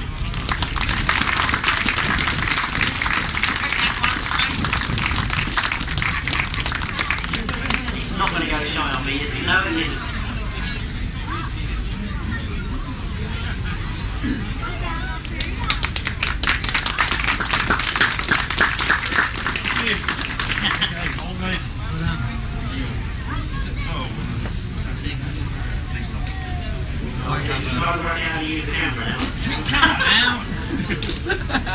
Sorry, he gets paid by the That's got to be a first.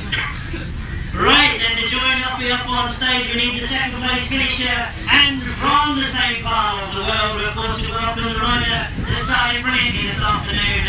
Two fantastic rides in his first two heats. He's finished in second place overall, pushing all the way home, Maik Groen.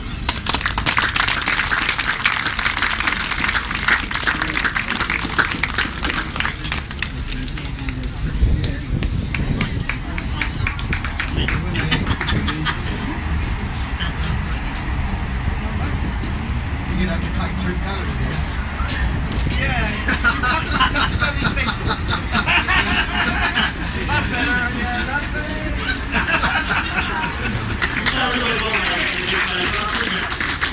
Right, well, I want to very big round of applause here for the guy that's going to end up on that first place position, because how many times have you heard this guy say he's going to give up? Well, he keeps coming back, and he keeps winning. It is, of course, the winner of 2002 Battle of Britain, Jeremy Doncaster!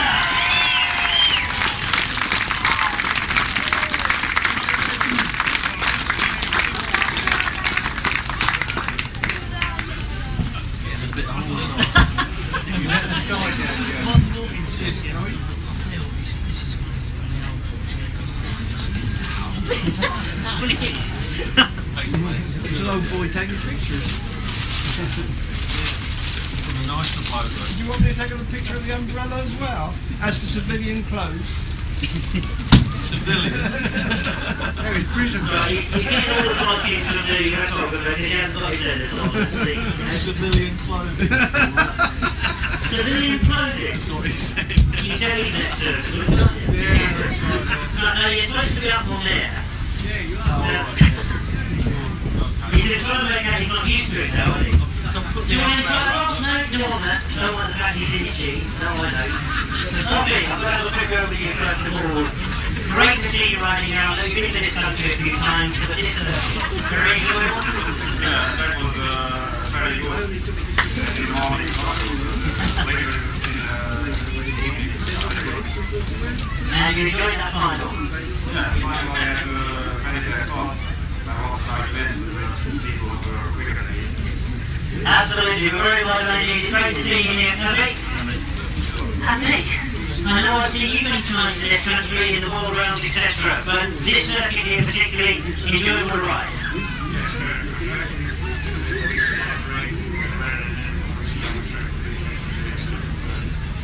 Absolutely perfect indeed. The second place too, a very quick rider. Yeah. Maybe next time indeed. Jim, I will come up there and have a few words, because I know I spoke to you this morning and I was talking about how bad the conditions were. But did it get that much better as the day went on?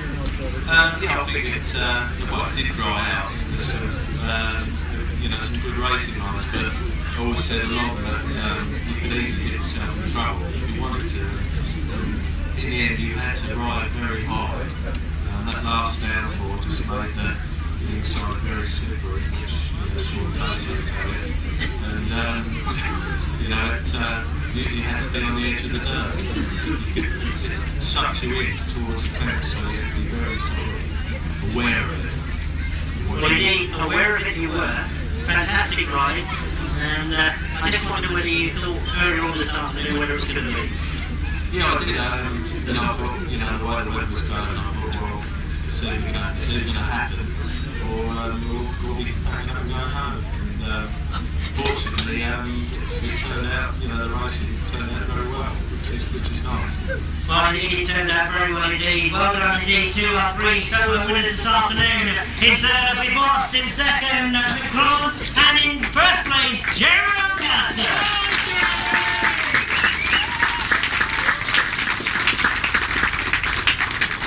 Thanks, guys. Marvellous. I know what to look for, either.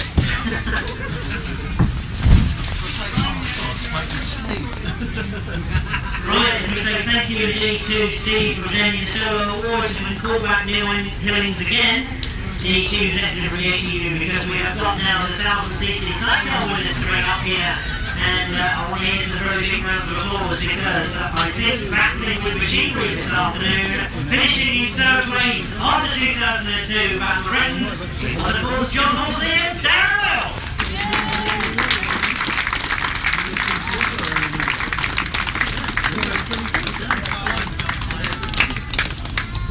I've just been very impressed. Chief Executive of the SU, he remembered you won sister earlier in the season. I saw you winning earlier. Well done, boys. This is worrying. Well done indeed to third place John Halsey and Darren Wills. Second place, I think, the biggest surprise package of the day, because not the best of starts this afternoon, but they come through in the last heat with one maximum points, got into the final, ended up second overall. Duncan Weston, Simon Lee.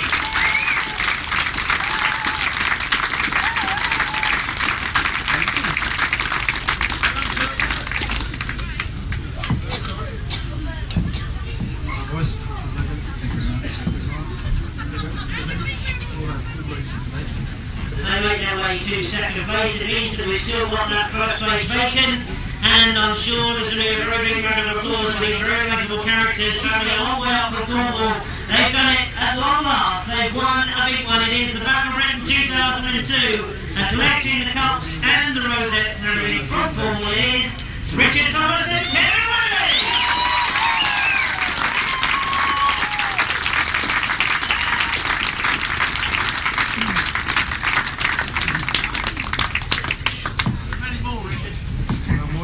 West Country man, delighted you. One. You tell him what to do. Come on, and then he takes the photographs. He's trying to bring the incidents down. He's trying to do these things. Get used to it, mate.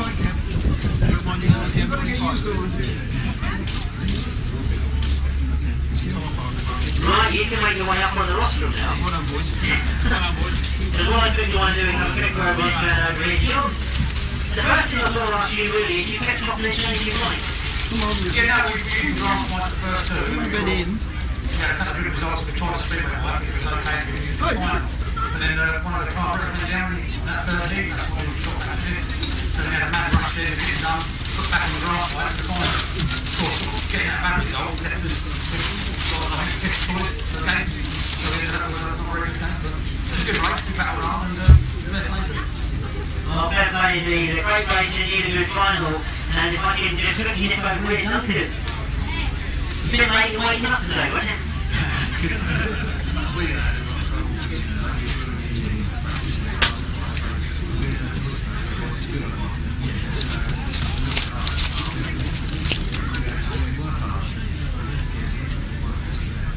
Well, it didn't work out too bad, because I did mention earlier on that somebody very kindly come into the caravan and give me 20 quid. And I'm quite tempted to put it in my pocket and walk away, but being the honest person that I am, I realised that the fastest time of the day was set in race 17, that win that you did have that got you in the final. So, very kind gesture from one of your supporters, 20 quid you get for the fastest time of the day. Right, now I attempt to try not to hear around the word with somebody that's going to make out he's not used to speaking on a microphone, but Richard, here at last. Yeah, it's taken a long time, but got a feeling to be here. Well done, Jim, but that was some very hard racing today, wasn't it? Yes, yeah, I mean, the track initially was set up on the bike, but as I saw later in the day, it's picked up together. did indeed come together, but I've got to ask you, Kev, you stuck with the Grasstrack machinery. Do you think it was the right thing to do? I'm sure it is. But it went away right in the final two. The results count for everything then. Well done indeed, guys. If we can just have a one big round of applause for our Sidecar winners, John Halsey and Jeremy Wills, and the Tara to the side of Benny, and the Cross and Woodley.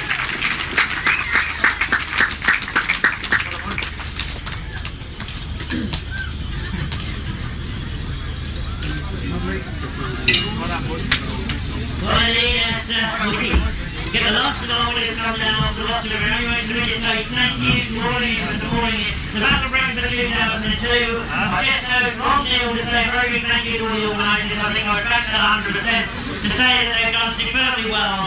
When everybody said about what change is going to go on here, well, I think you can see what never changes is the racing that you see out on that fantastic circuit.